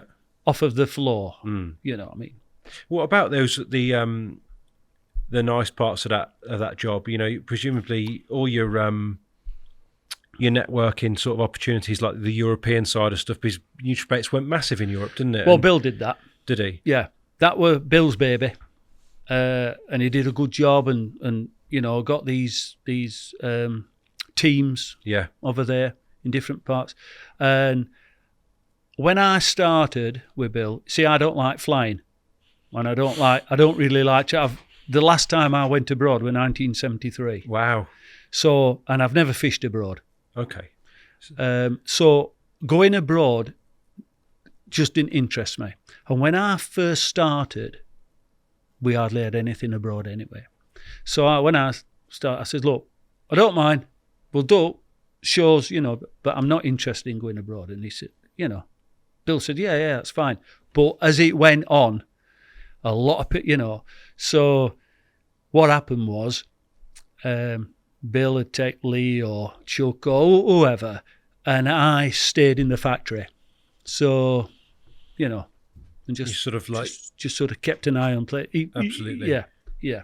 And if Bill went on holiday for a fortnight, you stepped up. I'd stop in factory and that. And So were you involved in production as well? You know, you bagging and packing, and as well we as all your job- mucked in. So it was an Yeah. equal. We all mucked in. Bill mucked in. You know, we all mucked in. Yeah. If there was some bags to do, me, Lee, Bill, and a few like, you know, or bottling, Nutramine or whatever. Yeah. Oh, there were no hierarchy. I can remember this solicitor once saying to me, "Well, when you get round the table, I forget what he called it. This conference in Like your conference room, Your boardroom. Your boardroom." Yeah. I says, "What are you on about?" I says, "Our table." Our table is a pallet knocked up on 4 bits of wood, what we have as dinner on, dinner time. That was our table, the packing table. There were no boardroom or all like that. So when these lads came in, these bait companies that were backed with money, I mean, we didn't have any, you know, Everything you grew every penny, didn't you yourselves? I guess. yeah. And I've got to say this, Bill's mum and dad looked after everybody there at NutriBaits because they put money into that company when there's no need to. Mm-hmm. If my mum and dad had the money, I'm sure because, you know, I mean, they were looking after Bill, really. Yes, of course. But it overflowed onto everybody else. I mean, I were always grateful to Betty because she worked in the office as well. Right. And you know, she kept tabs on everything. Yeah. And when she was there, everything was spot on. Betty's mum. It strikes me as well, you know, I could be way off the mark here, but there was a period when, to me, NutriBaits was as big as anyone in the game. I'm sure it were. Yeah. I'm sure it was. I don't think we really realised at that time what we got. if we knew a little bit, you know, you're always all right with hindsight, aren't you? Mm-hmm. But we just plodded on, you know. Put out some great baits as well. What would be your pick? Like if you had one NutriBaits bait to pick now? Big fish. Really? You wouldn't go trigger? Big fish or Lee's in the background here, like yeah. Yeah, well. yeah. Well, Dave's offered me a ticket on his syndicate, so no. Big fish probably. Big fish mix. And with that combination that we talked about, cranberry. yeah. I mean, Jules always said that. Big Yeah. fish, Yeah. fish, cranberry, Nutramine, or Bit of black pepper. bit of black pepper. You can't go wrong. Mhm. You know, good bait. Did good you bait. and did you genuinely use the gear that you sent out the door? You didn't have it tweaked for yourself? No. Well, we could do. Yeah. We could, I mean, sometimes if we got some different powders in that wanted, I mean, Lee was always at it, you know, mixing a bit of this, that, and other. I mean, to be fair, these lads were always more into the bait than me. I wasn't I wasn't Which, really a which bait was man. up front from the start. You were there to sell this product, weren't you? Well, So- try and get a bit of advertising, try and get a few shops or ring round a little bit and that. But we all mucked in. But Dave Moore, baitman, Lee, Bill, not particularly me. which is fine. Yeah. I mean, I'll say that now because when I used to like my particles, I were tiger nuts and things Do like you that. have the old Burko on the go in the factory then? Yeah, we had hemp and all sorts. Yeah. I mean, we weren't all sort of boily mad. Depending on what caught. But luckily, down south, when we started going down south, the boilies rule down there. Absolutely. I mean, let's talk a bit about Raisbury because it's still a name that's legendary, and it's fair to say you were there right at what I consider to be the beginning. How on earth? I think did Morsey describe you as Yorkshire Puds? The three Yorkshire Puds. I've just been saying this to Lee when Keith Jenkins said, because he said to me, he says we need a piece in. Yes. Originally, and I said, right. He says, but we think I'm going to get Dave to do it. I said, that's all right. He says, but we're struggling for a title. I says, what about Yorkshire Puds Go South? He went, I'm having it. Yeah. So, I came up with that title for that. But Dave wrote this is in the Raisbury Chronicles. That Raisbury Keith Jenkins Chronicles, put. Raisbury Chronicles. Yeah. So, well, what actually happened in carp fishing, Pete did that thing about Raisbury. Carp fishing, 86, I think it were then. The year before, me and John Allett had gone down to, I can't remember where it was. It might have been, where did they used to have them old carp society shows? Dunstable. I can also remember that because Pete Frost, one of old Art's children, he always used to come and have a chat with me, Pete, and he were a big mate of Jack Hilton's then. So I got some time, a nice old chap. Caught that big one from Tiddenfoot. Right, Leighton Buzzard Way, yeah. That's right. Similar area to Dunstable, isn't it? That's It's right. There, yeah. That's yeah. right. So yeah, it were Dunstable, and I think Pete were doing a slideshow about Raisbury, and I was just going through these double doors, and because of Redmire, Len Arbery said, "Hey, Richard, this is Pete Springate." So I shook it. Now, he'll have forgot about this because I've never mentioned it. And that's when I first met Pete. Then he went and did this slideshow, and me and John Allett were sat watching it. And it was the old photo. Remember when Richard went out in boat and there were all them waves and what have you with 3 rods there? I looked at that, and for some reason I just thought, that'd be all right. Anyway. Most people wouldn't have thought that. Most people would have thought they'd run a mile from that, wouldn't they? Well, and Peter, I mean, he caught a few fish, but he hadn't, they were hard to come by. And then I went home and I had a look through my scrapbooks, and there was a bloke there, I nearly put a photo up of it, but he caught in 1983, he caught olive. I mean, obviously it weren't called olive then. And he was swing tipping with sweet corn, this bloke, for tench. And I think he had it at 38 and a half, which were a big weight in them. It had just come in from Yovney and what have you, a few years before. And I said to John Allett, I took my scrapbook up to his house at Kilness there. And, I said, look at this here, this 38 light. And we looked at it. And he says, yeah, he says, shall we have a little, what do you fancy? He says, yeah. So me and John decided to go down. Dave came down as well, but he didn't come down the following day. We decided to fish opening week, 1987. And we went down there.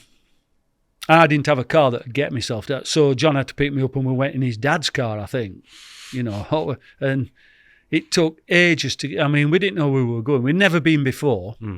And all we got, in Leisure Sports Book, there used to be a little map, blue little map. And they may as well have been, like, drawn blind, wouldn't they? Them, like... Useless. Yeah.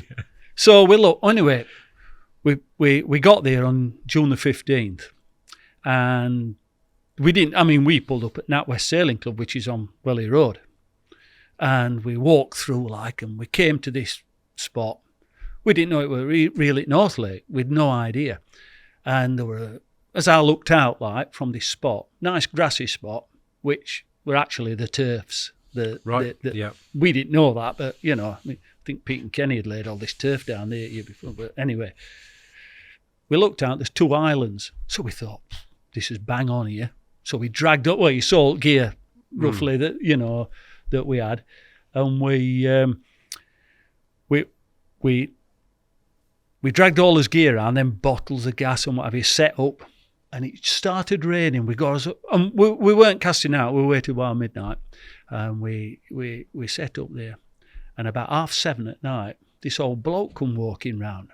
Of course, me and John's got spam and eggs on or whatever we were frying nice, up. And this bloke says, "Hello lads, can I have a look at your permit?" So we bought a leisure sport, 17 quid it cost, ticket. He says, you can't fish here on that ticket. So he says, why? He says, because this is Kingsmore Handlers, this bit. He says, and it just started. He says, I'll tell you what. Nice old bloke. He said, I'll tell you what, you can fish here a while tomorrow morning, and then you're going to have to move. There were nobody else, there were nobody else on comment. So he said, right.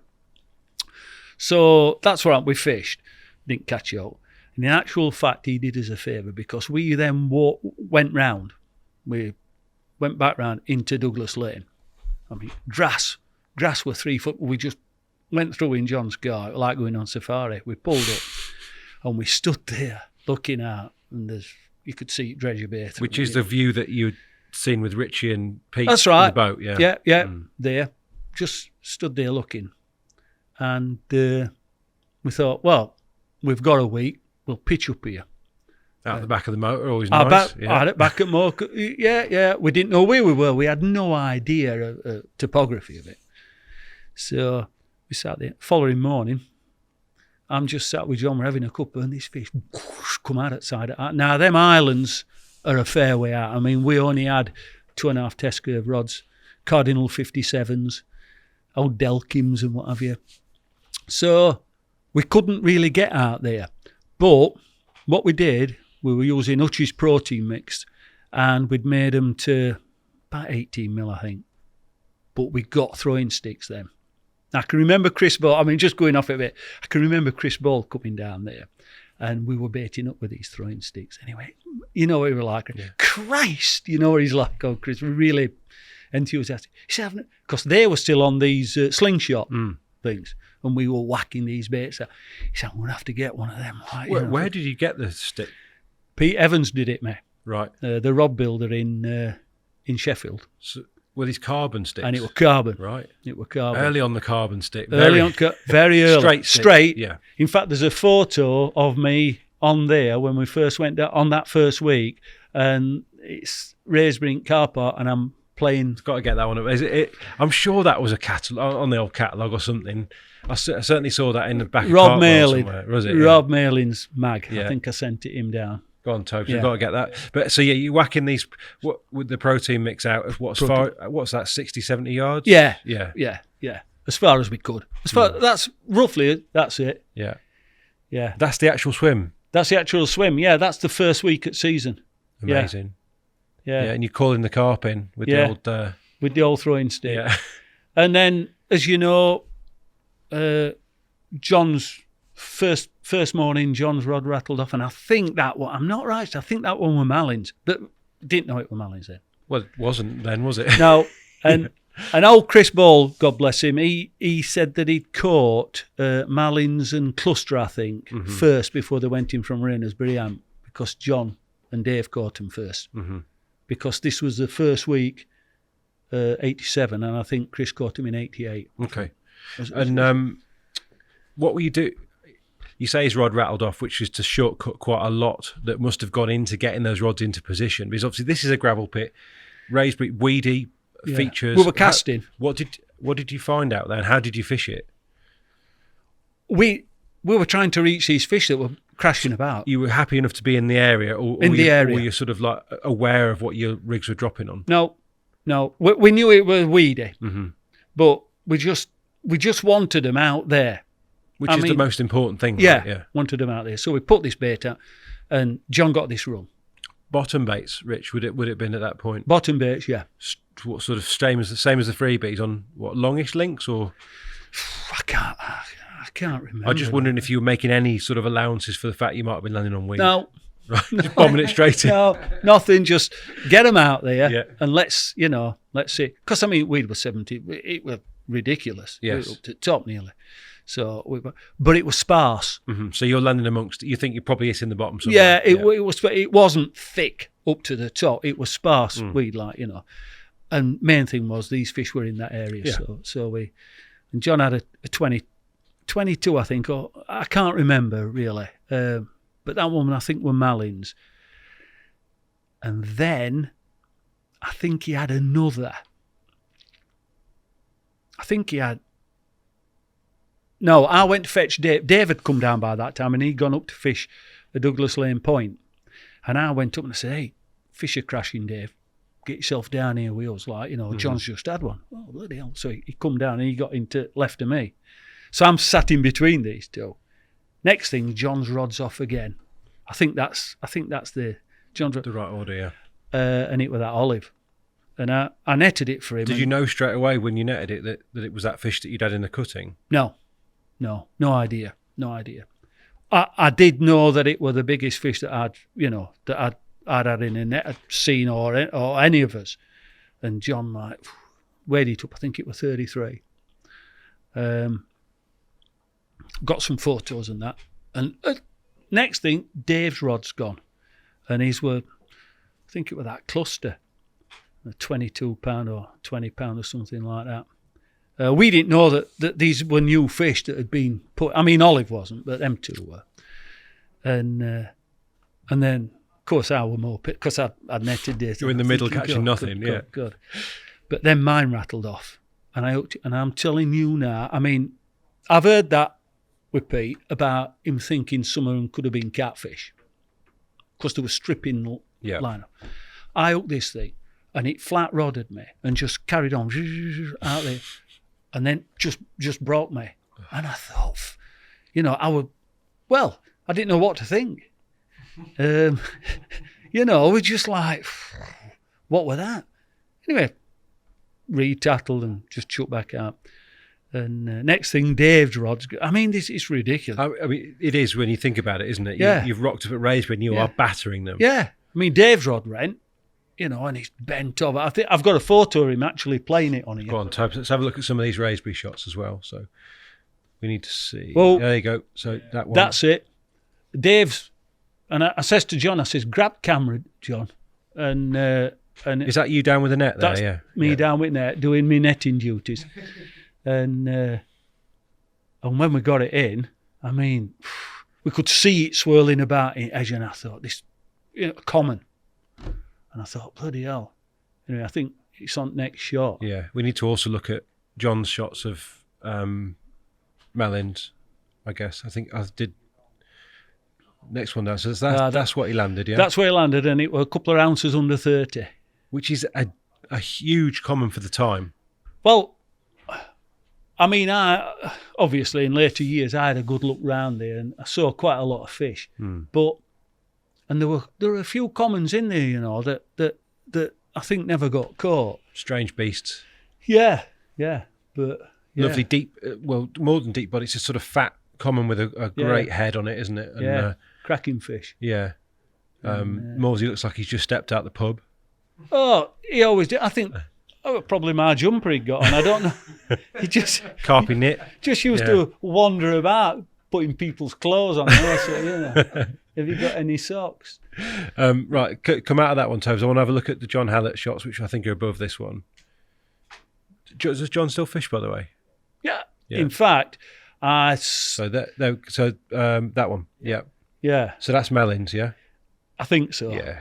I think it is, yeah. I think the fish that was later be called Melons, of course. Yeah. Should have been Hallett's, maybe. Yeah, it should have been. Yeah. And these had not long been moved from Rayner's Pond. Year before. Yeah. Year before. And how big was that one, Rich? Sorry. I think it was I don't know whether it was 20 or 22. It was, you know. Obviously, a fish that went on to be low 40s. Yeah, in yeah. its pomp. Yeah, there's that one. Yeah. But Good angler, John. Did you Great see a angler. difference between you guys at that stage? Like, were there things that you were all different, you know, in terms of what you were good at and results that you had? John were persistent and he keen, like us all.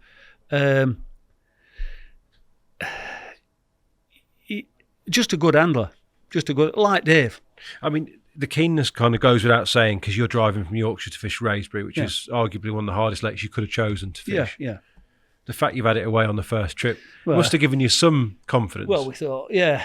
Hang on, you haven't landed a fish yet. No, either, so nothing. Yeah. No, pathetic. What I mean, obviously, you know, the idea that you're going to get bites on a couple of John's rods, and Dave to your left is going to get bites. It means it's on, doesn't it? Yeah, Somehow yeah. they are feeding for some reason. It's Yeah. absolutely kicking off out there. Yeah. Were you continuing to bait over the top? Continued to bit, and they were they were coming out. Really? Yeah, right. So, You had the whole stock in front of you, probably, didn't you? probably. Yeah. You see, the thing is, I know that you know that one that eventually became Mary. Mm-hmm. Well, I wondered if it was that one that I hooked, but I don't think it was because Dave Cumpston caught it the first time, Mary, at £28.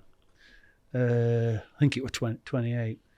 And for some reason, because people said, it could have been, I don't think it was. I don't know what it was. Hopefully, the Nick West 40-pounder was an incredible carp. You know, That sandy colour. Yeah. Yeah. it's like a Mary's Mate type, long, Yeah, scaly that's thing. sandy. Yeah. I think that had died. Mm-hmm. I think it had died. I mean, it might not. I mean, but I seen one in there though. Anyway, we'll carry on. You can't leave us on that note. What did you see? Well, it's when Pete had that 40. When You Pete netted for him. Yeah, Yeah. that one that Pete, the day before Pete had that. See, that's why I rang him up, because I'd walked down into the swimming pool and there were 11 fish in there. That's the most I ever saw at Wraysbury together, 11. Compo had seen 22 on Railway Bank in one season, and he reckons that most of them were there, like, you know. So I think that's where the 20-odd fish came. But I'd seen these 11 fish. Now, a couple of weeks before, Dave College had that cluster at £39. That one were there. So I'd got a good yardstick. I mean, I was there when Dave caught it, and we weighed it up. So I got a good look at that. And these 11 fish were there swimming about, and near the pads in the swimming pool. I'm stood where the pads are. And down by my feet, there was a fish that I thought, that looks about £42 now. Now, it's hard to judge them, like. But further out, there were a fish which I thought might have been that leathery one that you were talking about, what Laney's seen and all them in later years, which could have been the one that Chris Ball caught. I don't know whether it was or not, you know, but I saw this fish out there and I put it then at over £50. And a good yardstick, because cluster were there at basically £40. And I'd seen that. Now, in hindsight, there are a few others knocking about that, but in hindsight, the one at my feet could have been Mary, where I put at 42. Yeah, which would have tied in quite nicely. But the one that I saw not too far, I mean, it were only there, and I had a good view. I had a good view of it for 10 minutes.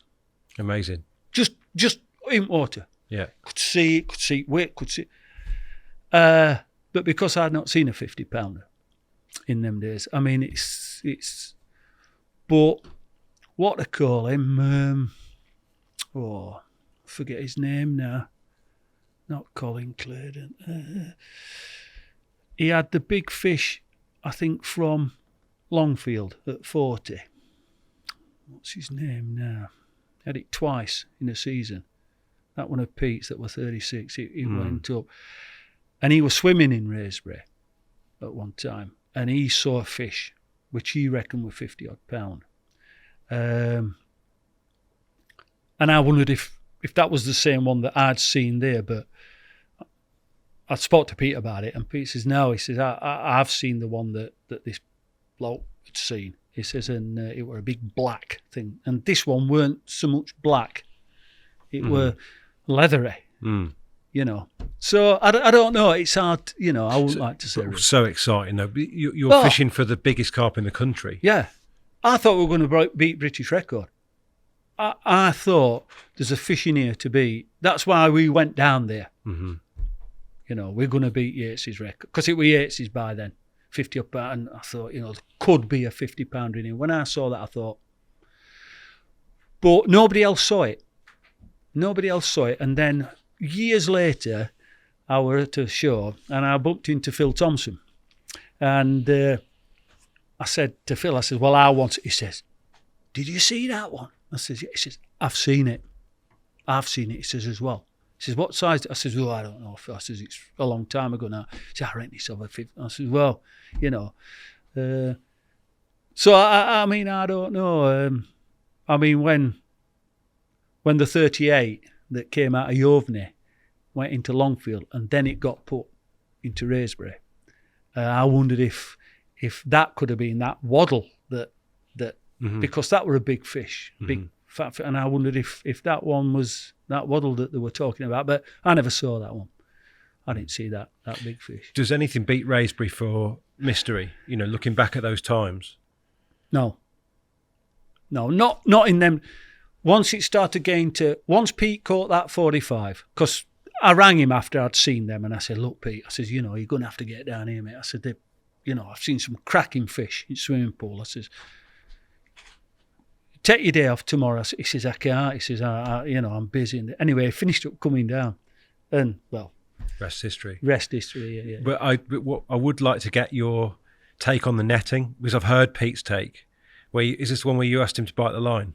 No, I asked him to bite the line. Yeah. Go on, yeah. Tell us about that, because obviously that's quite something. You know, he's got one of the biggest fish in the country. I could see it. Yeah, I could. Well, Pete's on like a bough of a tree, and this fish had gone underneath these.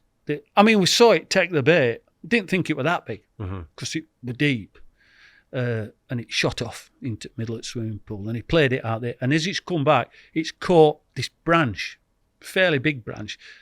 And I'm down in water, up like nearly to my neck. And instead of bringing his big net, he brought this like little stalking net thing, so it weren't really big. And I grabbed it, and I mean, it were only like that, it were only a little. And I'm out in the water, and I could see this line going through. He couldn't see it properly, the line, because where he were, and he's like, and Pete can't swim, and he's doddering about on this branch, and it were deep.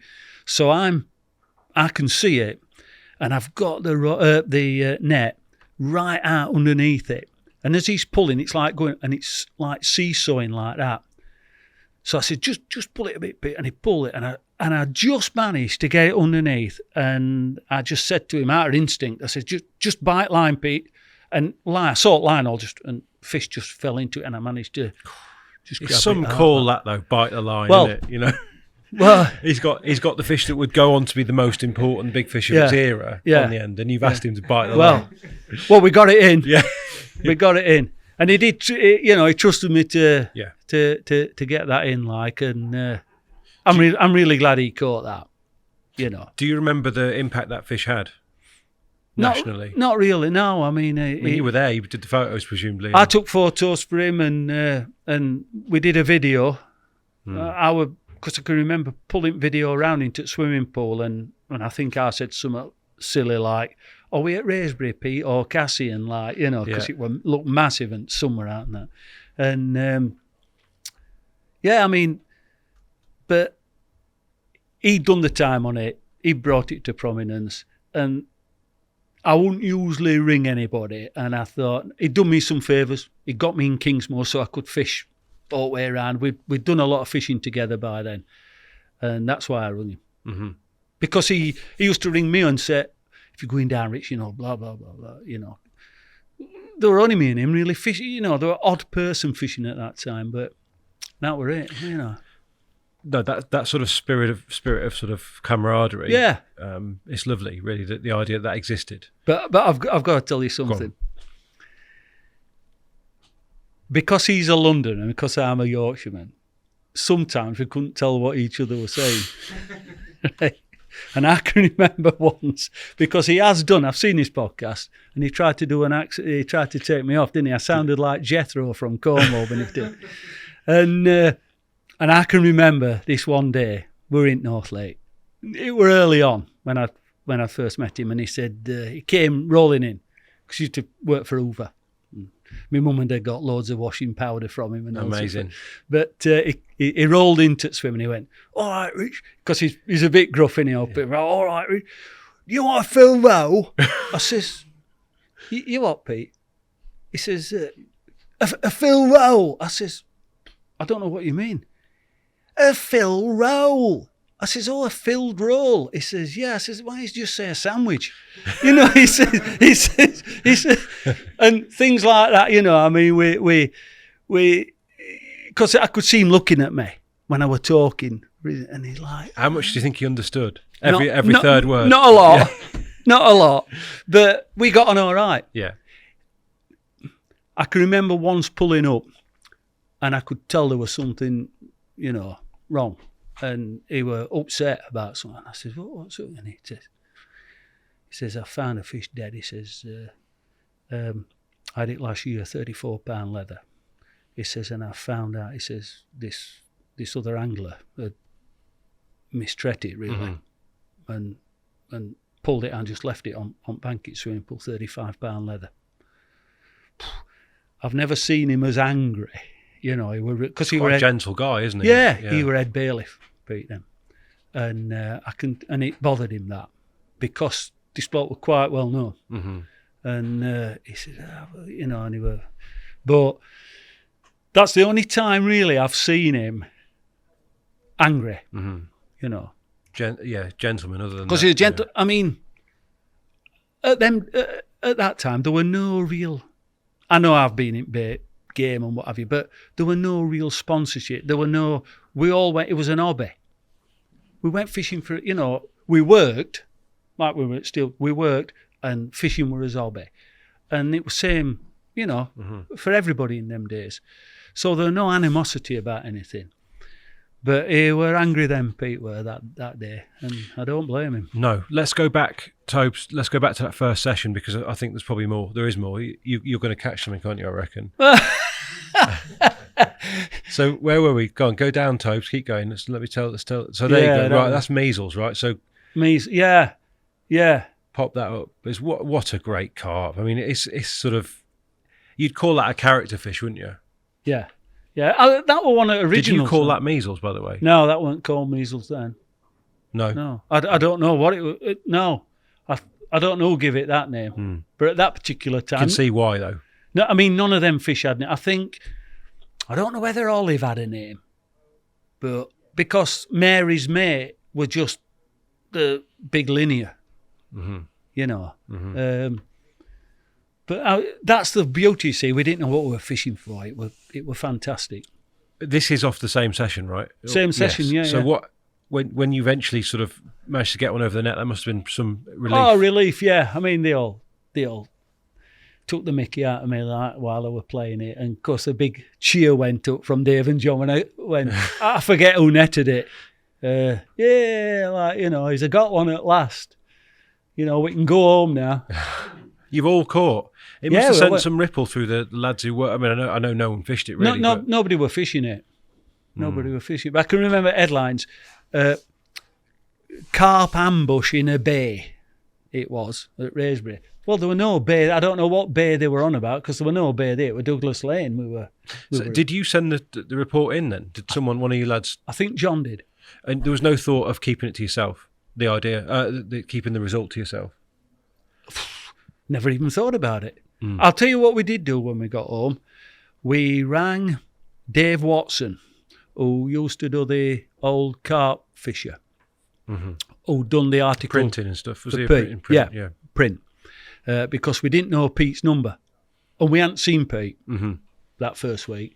And we thought, just to be courteous, we'll ring him and say, look, we've had these, you know, if you're going down, they were still crashing about. Were they? When So how many nights did you do? A week. Right. A week. And there were still fish boshing. And, you know, we said, look, I think it was John that rang him and said, if you're going down, Pete, they're still in Douglas Lane. Blah, blah, blah. And that was it. I love that because I know you've mentioned it already, but the contrast between then and now. Yeah. The instinct now would be to keep it to yourself. Yeah, And I understand why. I'm sure we've all done that. Yeah, yeah. But then yeah. it wasn't. Your first instinct was to let Pete know that they were still there and there were fish to be caught. Yeah. Because we thought, you know, we'd gone down to his water, if you like, on the back of his slideshows and What was his response? Reaction? I can't remember. I think he thought we were telling porkies when you know all them fish. But nah, I mean, I got on all right. Well, still do. He rang me the other night and we had a little chat and that, and I always got on all right with Pete. Yeah, lovely man. Yeah. What we got next, Tobe? So I'm sure there are shots from that session that I haven't seen. There's Olive. That's John with Olive, yeah. Because I says to him, here's a Jack Hilton shot. Because you know Jack with his 40 passes. Here's a Jack Hilton shot, John. Amazing. And that fish had been 38 already at that point. That been 30, yeah, definitely. In 1983, it was 38. Well, if it were weighed correctly. Yeah. You know, I mean, this lad, it was Who knows? swing tipping with corn and what have you. I mean, I don't know whether it were. I'm sure that's the same jumper you were wearing a minute ago. Well, we all swapped as jumper. We For all the measles shot, look. We all picked. No, actually, I'll tell you what happened. Like I said, going back to Jack Hilton theme, him and Roger Smith had a similar types of jumpers because I think Roger's grandma or something made these jumpers for them all. And I got a woman to make 3 jumpers. Oh, they're all just the same. For me, John and Dave. I love that. Yeah. Oh, Toby's just forensically examining whether or not. So you're saying they're the copies, but they look remarkably similar. Yeah, they're similar. What else we got, Tobes? Keep going from that. So that's right. That is that one. An odd one, isn't it? That's one of the fish that was rarely caught, right? Yeah, that one I can remember. That were in 1988, and I'd gone down there, and there were a wind on. And I hooked that down in Bryant's Bay, just round Bryant's Bay. And I finished up landing it on the point, Douglas Lane Point, in a dinghy. Now, so you've got a boat at this by that stage. You well, I knew sort of. I knew Bailey, right? so we got a boat then, and but I mean that was an hard. I mean, it was only I can't remember how big. It was 20. But it dragged me all over the place. That. It looks out of place, that fish, doesn't it? There? Yeah. Very strange looking carp. Yeah, cracking looking fish though. But I enjoy it, you know. I mean, like you say, I didn't see that fish on bank again. I don't know whether anybody else has caught it. Did you carried on though, and John and Dave drifted away? Did they? Yeah, they drifted away. Yeah. Why do you think that was? Why was it that it was only you that carried on? I don't know. Because here we go. Here's a shot of you and Pete. Let's put that up. Yeah. Would this have been that's North Lake. Later down the line again? Yeah. Chris Ball took that photo. And what's the net? Because Chris Ball said, "Look at that springbow landing net." Is that what it is? A springbow? That's my springbow. Yeah, I've still got that. My mum and dad bought me that when I was 16. Yeah, springbow. Storm net. poles on the go, like proper carpy. Yeah. Got some air. You've had a few styles as well over the years, haven't you? Oh yeah. Was that wasn't the ponytail era though? Was your ponytail inspired by Pete? No, I tried to. I just grew it because I forget where it was. Was that at Orton? That I think so. I think it were. Yeah. So I just grew it. So Pete had it at that era as well. I think definitely. I still got it, hasn't he? Well, I suppose he has. Yeah. Pete's, Dave Compo. Compstone, yeah. Dave Compstone. So Mary's mate. I mean, this. Tell to those people who don't know Dave he's passed away now, isn't he? Yeah. Tell us about this character. Well, Dave. I mean, he were a character. Dave. He he used to like a swim called we used to call it the the platform, we used to call it. Pete and Kenny put that in. Platform on North Lake, and because he could pull his van right up. Now, in back of, I forget, it was like a big Toyota van, and in back it were like Black Ola Calcutta in there. And if he knew I were coming down, he'd say, are you, because I had a car phone at that time then, they'd just come in. Oh. I mean, originally we used to have to ring up from Douglas Lane car park from the phone box at Endert Road and set it missus like, I'm stopping another week. and then put phone down quick so she couldn't moan and groan. But Dave, he used to ring me at home and say, are you coming? Yeah, Dave. Are you fetching a chocolate cake down? I used to say, yeah. Because he used to cook on bank. He used to catch stuff and just eat whatever he caught. And I used to bring one of these chocolate cakes down and that. And he used to be, I'd pull up, just set off in the middle at night to get down there. And I'd pull up at first light and he used to be stood there in this like grey hoodie thing. And he was there at the side of it. And he used to be looking in back of my car at that time. And he see Rose's tin. Like, oh, you've brought, I'll stick the kettle on. And he'd go and he got this fire going all the time, a big black kettle. And when he walked past, he smelt of wood, burnt wood like, because it was just very all smoke. Lingering smell. Yeah, that, isn't very it? lingering. Yeah. And I used to say, Dave, you're going to have to, anyway, he took into this cake and what have you. But I had he didn't get on with many people, Dave. Wouldn't talk to many folk, but he used to, for some reason, he liked me. I mean, this is a man that lived on the bank. He lived on bank, Dave. Yeah. He caught a lot of fish, but he lived, I mean, he'd go 2 months before the season started and pitch up because he got nowhere else to live. Why? Right, so why do you think he lived like he did? Because he loved it. He actually originated in Derby, Dave. And in the back of Hilton's book, going back to Jack Hilton, but in the back of Hilton's Quest for Carp, there's a lake in there, Chapel Wheel Dam. And John Neville, one of the old lads, bought some leany carp in the 50s and put them in there. And Dave got an invite to fish in the early 60s at Chapel Wheel. And John Neville told me that, and he said he had a 10-pound carp when he was a really young bloke. That's before he went to Ireland with Wagstaff and all them, and Ray Webb and them lads. And then he came back and started fishing Raisbury. Eating pike and stuff, and perch. Well, I'll tell you what, he was in front of the NatWest Sailing Club once, and I was looking up, and there were about 4 swans there, and he's feeding them. And when I looked back, there were only 3 swans, and I thought, but he was a character. Man's got to eat. He was a character, I'll tell you. And he once, I saw these bubbles once. I was sat in North Lake, and these bubbles started coming up, and Dave came up. He were a big one for snorkeling. And he came up like, and it was near his 50th birthday that were, because I can remember him saying, I'm nearly fit, Came up. And one day on Douglas Point, he was snorkeling, and he came up and went, Skiddy, he says, I've just seen Phil Garaya caught the record tench. Yeah. 14.3, I think it was. Huge fat thing. Yeah. Yeah. I've just seen the record tench here. He says it's feeding on me a bit, and he'd been out, put some. So he's paddling back, and he was sat there all day. Anyway, he saw that fish a few times in water, Dave, but never caught it. Mad. How did his association with Raisbury end? Was he still there when you finished? Yes, I think he was. I mean, I drifted away after Pete had caught. I didn't fish it much when he had that brace. Mary and Mary's mate, it became then. I didn't fish it much after that because I were more going on autumn then. Yeah.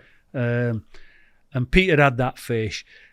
I'd seen that big leathery, or if it was that one, big fish.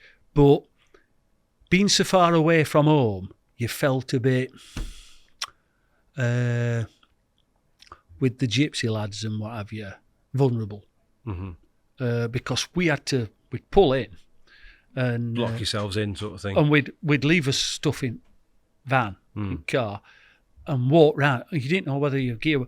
To be fair to them, I never had a problem with them lads, and I knew quite a few of them on Douglas Lane. Perhaps that's why everything were all right. And one of the lads on there, Dave Measday, he lived on Douglas Lane, and we used to go and get as water. We could fill his water butts up from outside on an outside tap from there. So which were handy. Mm. But at some stage, Dave drifted away, right? And yeah, passed away a fair while ago now, I'd have thought. Yeah, I think he, on a lock, he went out. Went back to Ireland. Do you go back to Ireland? Went back to Ireland, Yeah. I think. Yeah. His daughter, or whoever it was, tried to get hold of me, sent me a message. Because I've got some old photos of Dave that's, and I feel ashamed really because they're in the loft and I ain't even been up and got them and sent them to her yet. So I'm going to have to go and try and dig them out. What a life, though. What a unique kind of bloke. Oh, it were interesting as well. He were a good talker, Dave. Mm-hmm. In fact, I managed to persuade him to do, we went down to Wembley to do a talk on raspberry. Me, Pete and Dave Cumston. And I managed to get him on stage in a Nutribates jumper. Amazing. This guy who's shunned normal life, lives on the bank. You put him in front of a crowd. And Bowley were asking all questions and that, and it were. I can't remember what year that were, but we had him at Wembley, Dave. Amazing, love that. So Horton, Rich, in my mind, you couldn't have two more contrasting venues. You've got the wilderness of Raisbury, and then the back garden, the manicured centrepiece of what would have been like RMC angling at the time or something, or leisure sport. Horton, which at the time I think 7/40, probably the best big fish venue in the country. Yeah, well, they come from Longfield, aren't they? Mm-hmm. Actually, you said you had a Longfield story. Let's have that first. Well, Longfield. I mean, obviously, I used to fish at Raisbury most, but occasionally I'd go down to Longfield to see some lads. Have a cup of tea if Johnny Allen were there. Have a word with Johnny Allen and pinch Rob Malin's Indian starters that he used to fetch down and what have you. They met me a cup of tea, because they knew I'd come a long way and what have you. And one day, I saw the majority of the A-team it were opposite Goose Bowl. I mean, I didn't really know the names of the swims there, but it were opposite Goose Bowl, and I could see them all there. There were, that Jack and Big Scale and all them. And at that particular time, luckily I brought down some coconut and just chopped it into squares because it was quite deep there, and I could see it like sight fishing. And I put a little bit of coconut in this corner and went for a chat with someone. I come back and these fish are feeding on it. On the coconut? On the coconut. I've never heard of anyone using coconut as bait. Well, they were feeding, and it's light as well. Just flutters down. So I watched them a bit and I thought, might have a chance of these. So I set a stalking rod up and I was crouched in this corner for hours. This is like mid-afternoon and I'm watching these fish, and they were big fish. And just as it were going dark, I saw the lady come in and just take me bait. And I hooked it and it set off. And cut long story short, hook pulled out after a fight. And I thought, anyway, I just went back to Raisbury and carried on. A few years later, I gets to Horton and I thought I might have a chance of catching that fish. Settling the score, which, I did. Mm-hmm. So that was luck for me, a bit of bad luck to start with, but good luck. I mean, sensational. Well, let's throw it up now, Tobes. If you've got a shot at the lady, one of the best looking carp around. Great fish. So it's been that's Baston Fen. That's Baston. Which we may not get to. They're all Baston Fen fish then. Keep going, mate. Yeah, keep going. Hopefully there's Horton there. That's the koi and Fantail and all. Yeah, boxer. That was third biggest ever. There you go. Yeah. Right. Sensational fish. Shape of it and everything. I mean. Yeah. So was this your first bite? What? Out at Horton? No. Because you did it. It took you a while, but that's a Longfield carp that ended up in Horton, as they all did. Yeah. The majority of them. That's a real history fish, that one. Yeah. I mean, I think it was caught first time by a lady. Mm-hmm. That's why it was, down in Longfield, 1966, I think that was caught first. Look at the mouth on it. That overslung mouth. It's just a great fish. And everybody were fishing down in Church Bay, and I fished a spindly tree. And I can remember walking down and asking Dave Lane and Chrissy Pearson to pop up and just take a few snaps for me. I only had a few photos and put it back. But it were an old fish and it were a cracker. What did you find the fishing like? Because obviously you're mixing it now with, you've just mentioned two of the young lads there at the time would have been Laney and Chrissy. Yeah. Very much on their way up. Yeah. Through their sort of carp fishing. Yeah. How did you find that, fishing alongside the likes of them? And Pete as well on there at the time, wasn't he, I think, by then? Me and Pete got on at the same time. Yeah. Because we knew Ian Welsh, you see. He gave us them gold tickets. We were handy, yeah. Yeah. We could fish everywhere. Burfield and lot like, but no, they were all right. They were a great set of lads on there. They were keen and obviously they were a lot closer than I was. So my only problem was the distance, you see, for Aysbury and Orton. But I found Orton easier. You got showers, you got all your facilities when you're away from home. I couldn't just pop back home for a shower and whatever, So it was a lot easier for me. And if I fancied a trip to Aysbury, I could go. So you actually fished them concurrently? Okay. Yeah. Well, Aysbury, Orton, and Baston. All at the same time? And Hutchinson's. So what this begs the question before we discuss Horton further. How are you managing to do this in your life? Like, how are you making room for this? I never got the best out of any venue. I'd think, I'm off to Baston. I mean, there were six lakes at Baston at that time, I think. Was this when it was open as a syndicate? It weren't a syndicate. A day ticket or some kind of... like a club ticket. Organised fishing on there, though. Yeah. 1989. Right. You started on there. Yeah, and fished it for a few years. Hutchies were a syndicate. So if I didn't have the time to go down there, I could pop down to Louth. Which is a lot closer, to yours. 90 mile. Yeah. 80 miles. Still a significant journey, though. But that was the first time I'd got a chance of catching a 30-pounder on my doorstep. Right. Or Hutchinson's. I mean, we haven't even talked Yorkshire, really. We should do. We should talk about probably your capture of the motorway pond fish at some stage. But let's stick with, for the minute, I want to find out what you're doing. Are you at Nutribaits? Are you able to find this time because you've engineered your life to such a degree that I work, like I say, 2.5 to 3 days a week at Nutribaits, and I had the rest of the week off. But when I was going down there, I probably fished two nights, 3 nights. But my holidays I'd take down there, you see, as well. I'd have a week. If I had a week, it were my holidays. It doesn't seem like it is these days, where you can just go fishing for a week and I mean, I can now, I'm retired, but I just can't make it down there now. But you are at that time prioritising fishing, aren't you? You're using all of your spare time for that. Yeah, fishing, yeah. It's a tough gig to balance. Yeah, well, I'd imagine. Yeah, well, it was just a natural thing in me. I mean, I mentioned a few lakes up in Yorkshire that were like a miniature Aysbury, which I went up to fish, and I fished it hard and a long time. Put Bluebell, and not the one at Northampton. I presumed up there, because I thought there might have been a 40-pounder in there, and it were a bit Raspberry-ish. Amazing, for me. But our biggest fish I caught was 22 pound.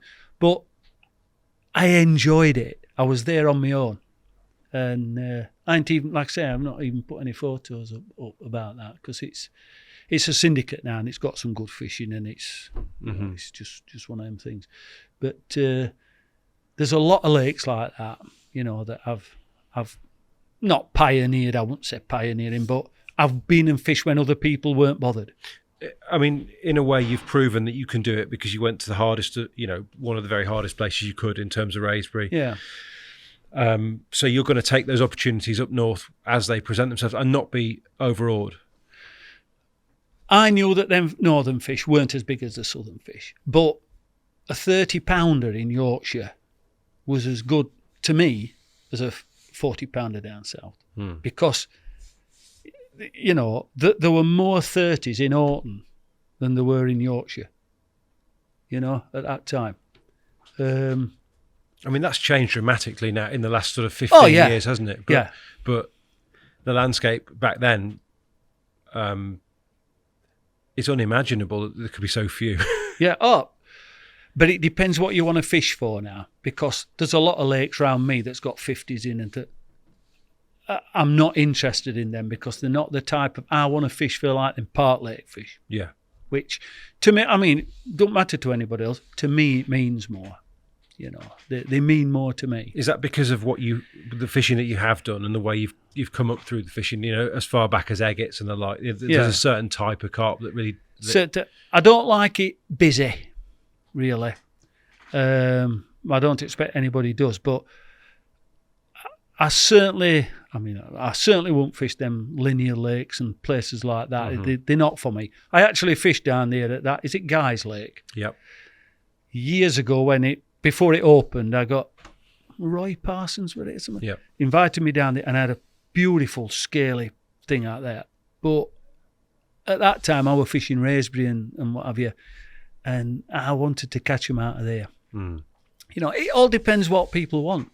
I love the fact that if anything, you've doubled down on what you like in fishing. You're not willing to compromise, even so far into things as you are now.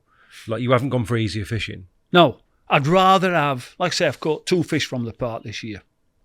And them 2, if somebody said you can go to this lake and catch, because there's certain lakes where you can go and catch 40s and 50s, not interested. I'd rather they mean more to me than. That's good. I mean, that it's good that that you still are very much in possession of that kind of that guiding ethos. Well, I don't care what people think. I don't have to fish for sponsors or anything like that, and I'm not really one for social. I have got a Facebook thing. I with my mates. I think I've got about 60 friends on it. That's all. The old lads who I know. Mm-hmm.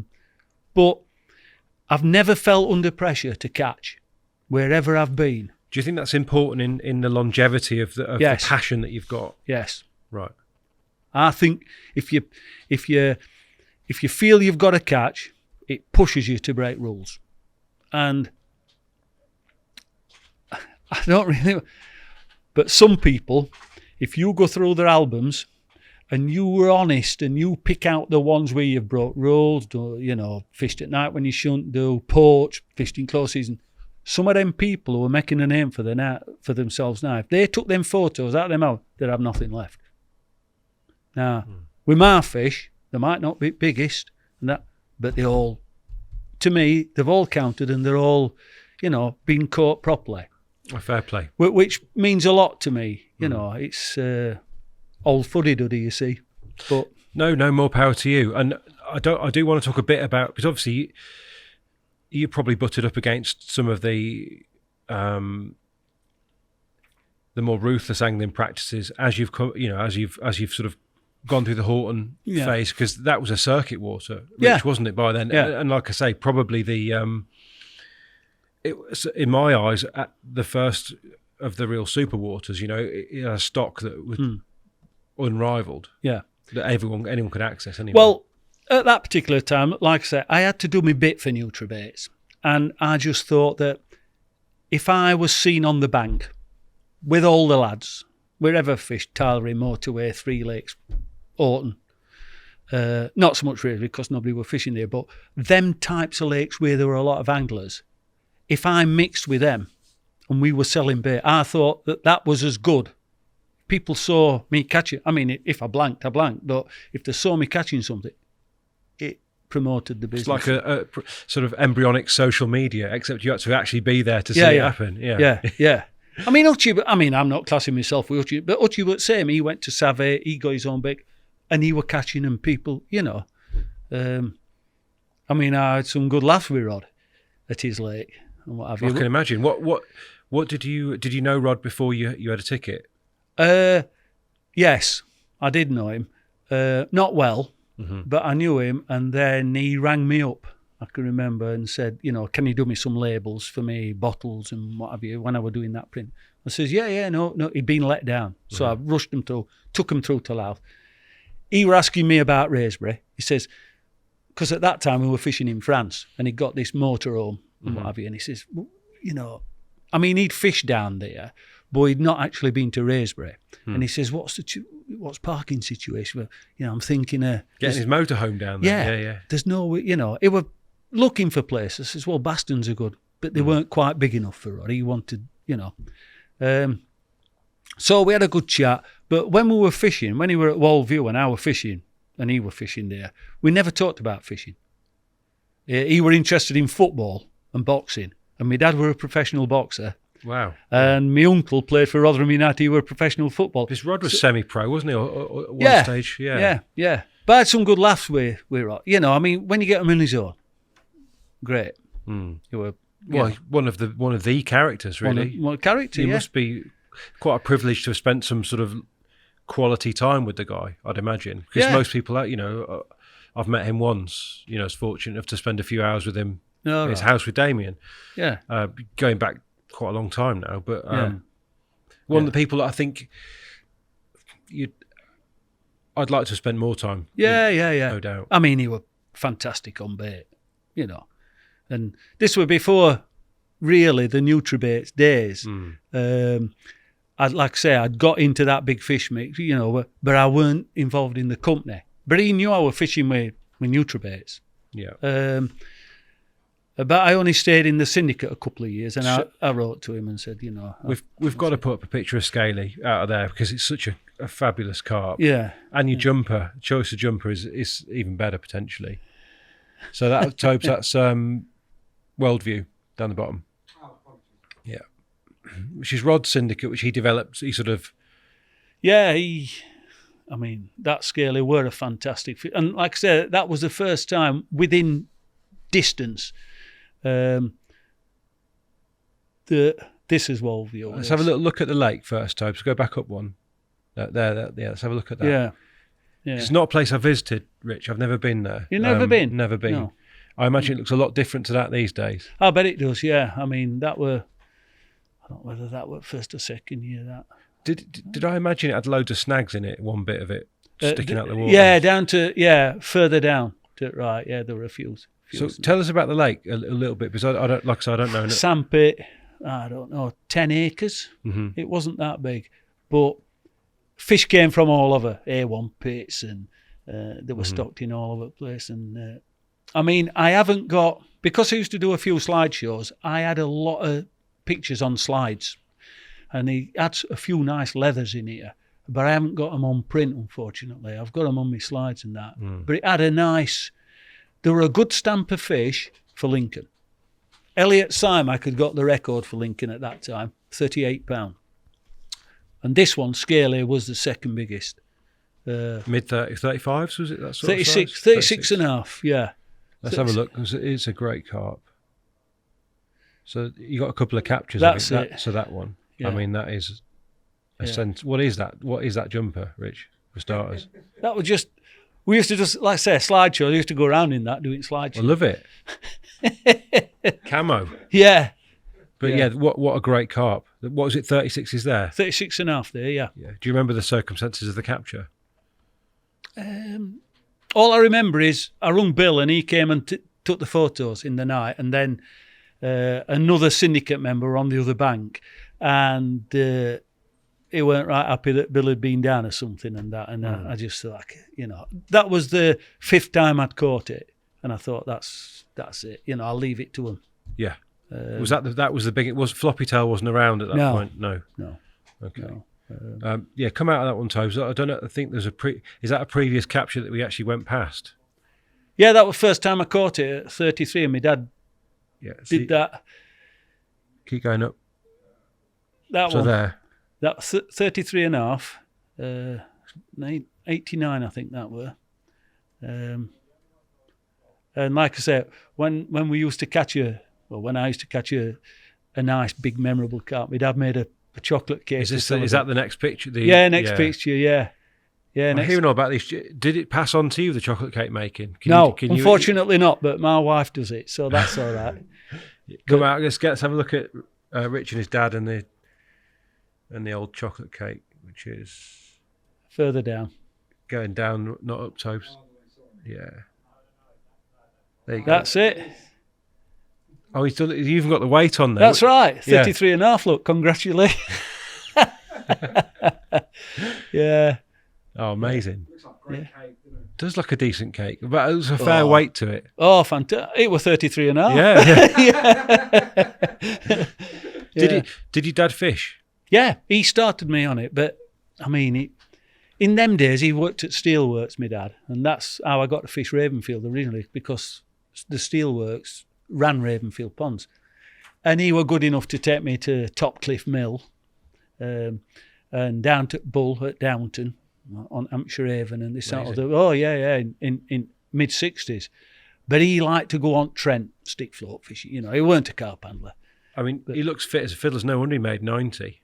Oh, well, he like I say, were 20 years down pit, 20 years in Steelworks, and a professional boxer. Several careers So, in a life. yeah, Yeah, he's fitted a bit in there, hasn't There's a he? secret in them cakes, isn't there? Yeah. And all hard, all hard graft. Yeah. So, but no, I had some great times with. A lot of people don't get on with their mums. I got on with my mum and dad. Mm. In fact, it was my mum who took all them cuttings off my bedroom wall and put them in a scrapbook. God bless her. Yeah, Yeah, and you've still got them. still got them. What a resource. Yeah, still got them. So, how did you, when you look across the your time at Horton, Yeah, what was that a good time? Did you enjoy it? yeah. I enjoy all my fishing. Right. Every bit of fishing I've That's done, amazing. Not many people can say that. I I've think that's enjoyed quite a it. rare. I've enjoyed it. Yeah.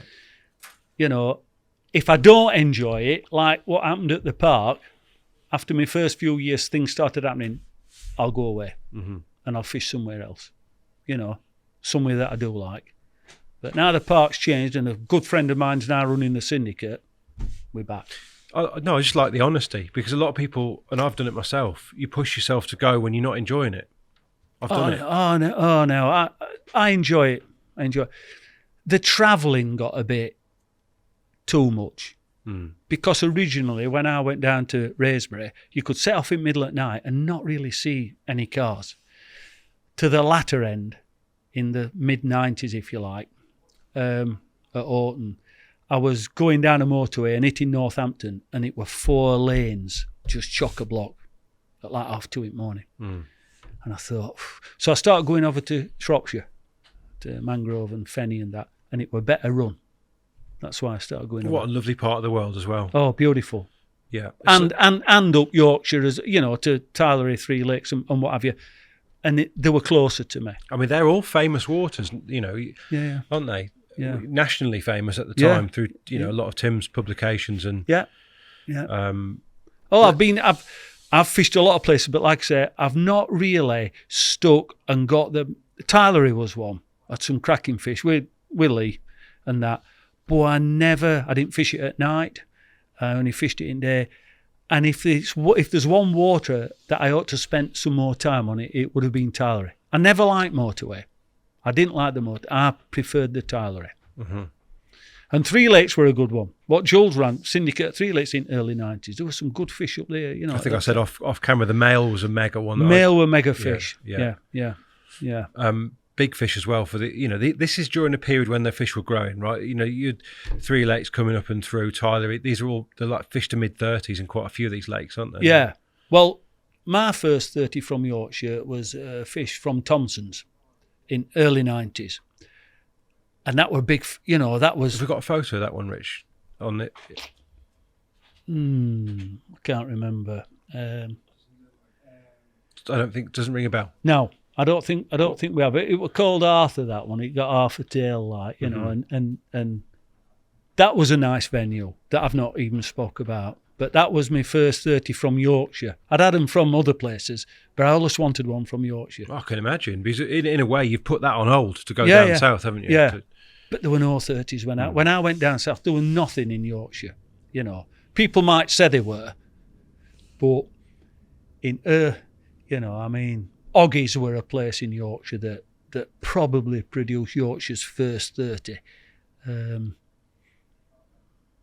But I've asked Kev Clifford, and he, when Jumbo, it went from 20s, and Jumbo got netted at 40 odd pound. There were no 30s about even in Yorkshire, so that were a mega fish. Must have been, and it was a lake that people didn't really know had carp in it. Was that right? There were sort of rumours. lived its life sort of largely unmolested. Yeah, there were rumours that some float handler or something had seen a big one or lost a big one or something. But I mean, £40 though. £40. Natural fish. Yeah, natural fish. Yeah. And a great looking carp as well. And Kev netted it. Yeah, Kev netted it with a bloke called Chris Firth from Yorkshire Water and that. And showed what could be done though, right? In Yorkshire, it wasn't impossible. Well, originally there was rumours about it going into Tylery, because Tylery were up and coming in early 80s, and they thought Ulland District boost it up. But I think Kev, he took a lot of criticism for putting it in this pond of his. But I think really it was the right thing to do for carp's sake, really, because otherwise all those lads would be up there battering Tylery trying to catch this. You know what I mean? Talk to me about the motorway pond, Biggin, though, because that was a genuinely Big massive fish. carp. It was biggest fish in Yorkshire at that time. And I didn't like motorway pond. I was fishing at Tylery, but a lad caught it at just over £42, and I thought, I'm going to have a go for that. So I caught it in winter, and I was aiming to go up to Tylery because I've been catching a few nice fish, low 30s and some nice 20s, which were in winter, in Yorkshire, fantastic. And I just happened to pull up to the motorway and have a look round first, because it was still darkish. And I stood on this spot, and I thought, it just feels right. This were early March. It was cold, there were no, and I thought, I'm going to have a day here, Did you have a night ticket for that at the time? No. Right. No, just day sessions. I'll have a go. It's got biggest fishing in Yorkshire. There's nobody about. Where is everybody? I'll. And within 2 hours, I caught it. and it was just one of them things, when everything. Well, that goes sounds right. like a genuine incident of instinct winning out, right? Or did you know something or anything about that lake? Only thing I knew were what Clive Gibbons had told me, that it used to be 5 or 6 separate pits or something, and it had all been knocked out. So I just thought, on the right-hand side of this pitch where I'd pitched up, I thought there's got to be a bit of a bar where another pit's been knocked, been knocked in. And I just felt back and I thought, ooh.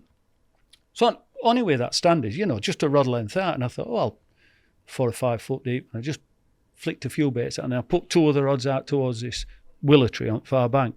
And it was that one that went off, How quickly did you know it was that one?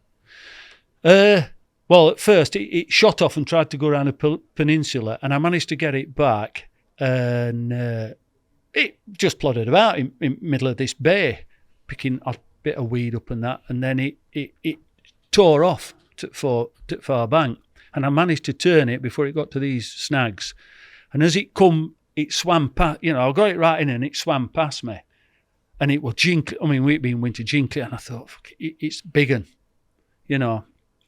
And I thought, if I lose this now, nobody's going to believe that I've gone on my first. And anyway, I got it in, and Clive Gibbons came down, and I phoned him up, and he came down, and we weighed it up and that, and it were 3 ounces short. Then the Yorkshire record, Jumbo were bigger, but people didn't really class that one, as a Yorkshire record. So that's the biggest one I knew of anyway, and unless somebody comes up with one now, but that was the biggest one at that time, 1999, 2000, that. 42. £42, yeah. I weighed it at 42. I mean, I were happy with that. Of course. Yeah. You didn't have to do any time either. You just bobbed on, and then had the big one and got and then out following week I were on Tylery enjoying myself, because I did enjoy. I didn't like it, but I enjoy my fishing. But I like the Tylery best. for some reason. I think Lee mentioned it earlier. It's that rawness. You can see it on the pictures. Yeah. But there were cracking fish in that, Tyler. For Yorkshire, there were, and that's one lake that I wished I'd have spent more time on. But I finished up going over to Fenimore, I think. Ain't a bad option. No, it isn't. But I've got to say, I much prefer fishing gravel pits. Right, than these silty meres. Yeah. I do. They're more interesting. They're more interesting. But the mangrove, you might as well forget it in day. It were all night action. Mm-hmm. And then one day I had to think about this scale, because scaly was the biggest fish. That's a cracking fish. And I thought, that scaling never gets caught. It's been out in daytime quite a few times. Now, everybody used to go to the pub at dinner time at Mangrove. You'd pack up, you'd reel in, put some bait out, go to the pub. So there was nobody there in the afternoons, and I thought. So I stayed and I watched the water when everybody had gone, and I saw Scaly come out outside of these rushes. And I thought, right. So the following day, when they'd all gone, I went and put some bait out and I fished and I caught it middle of afternoon. Did you? Yeah. Literally, you sort of fished for and caught that carp on the back of a side? Well, I saw it. I seen it come out. Amazing. And I thought, and I look at Tim's photos and what have you, and Garnet, and they were caught in day. Mm. And it's funny that the biggest fish in the lake came up, whereas rest of them very, very rarely got caught in What day. swim were you in? Reed warblers. So down sort of the right hand Down side. to right, yeah. Reed warblers. And there used to be an old swim there that nobody fished. Was it little reed warblers, I think? I don't know, they were like a platform. Yeah. And it came out there, side of that platform. Mm. And I would just look at it and I thought that's scaly, that. And I went out, put a bit of remp out. Following day, put a bit of remp out. Before they all went to the pub, put a bit of remp out. Before they got back to the pub, I'd had it, photographed it and put it back. How big was it, Rich? 35, I think. Yeah. 35. But sort of like the king of the lake. Yeah, if yeah. you like. Yeah, 35, 36. Something mid-30, Did you enjoy your time on those meres? I know you've said that you didn't find them hugely interesting fishing, but it's certainly... I love that part of the world. Very, very sort of atmospheric. I mean, I'll always be grateful. Because Tim used to say to me, why are you coming down to... But I was fishing other places. Mm. And when I went down there, I thought, this is nice. Beautiful. Fenny was harder to get on than Mangrove. Well, Tim never managed it, did he? I knew Tim offered me a place. I'm sure Tim... I don't know the situation, but I'm sure Tim could have had a ticket, couldn't he? I'm sure he could, yeah. I mean, Dave Morgan and Ray Stone got me on Fenny. Mm. And that Ray being the guy that stocked all those Ray lakes. stocked in 72, I think, Ray did. Mm-hmm. But there were great characters, great country characters, and a lovely part of the world. Absolutely. And in terms of the fishing that you do now, Rich, and the fishing that you hope to continue doing, what are the things that are most important to you? Enjoying myself, Mm-hmm. carrying on enjoying myself, and catching odd ones. I'm not bothered about emptying the lake. That's for these young lads now. I'll leave that to Robbie Bryce and his mates. And then take the mickey out of them if they don't catch you up. Absolutely. But no, we all get on all right up there. It's a nice crack up there at the park, and it's a nice mixture. There's some old, I've christened it the Old Codgers Club. Anybody over 60, we're all in it. I mean, there's some good specimen handlers up, Dave Pratt, and some good lads up there.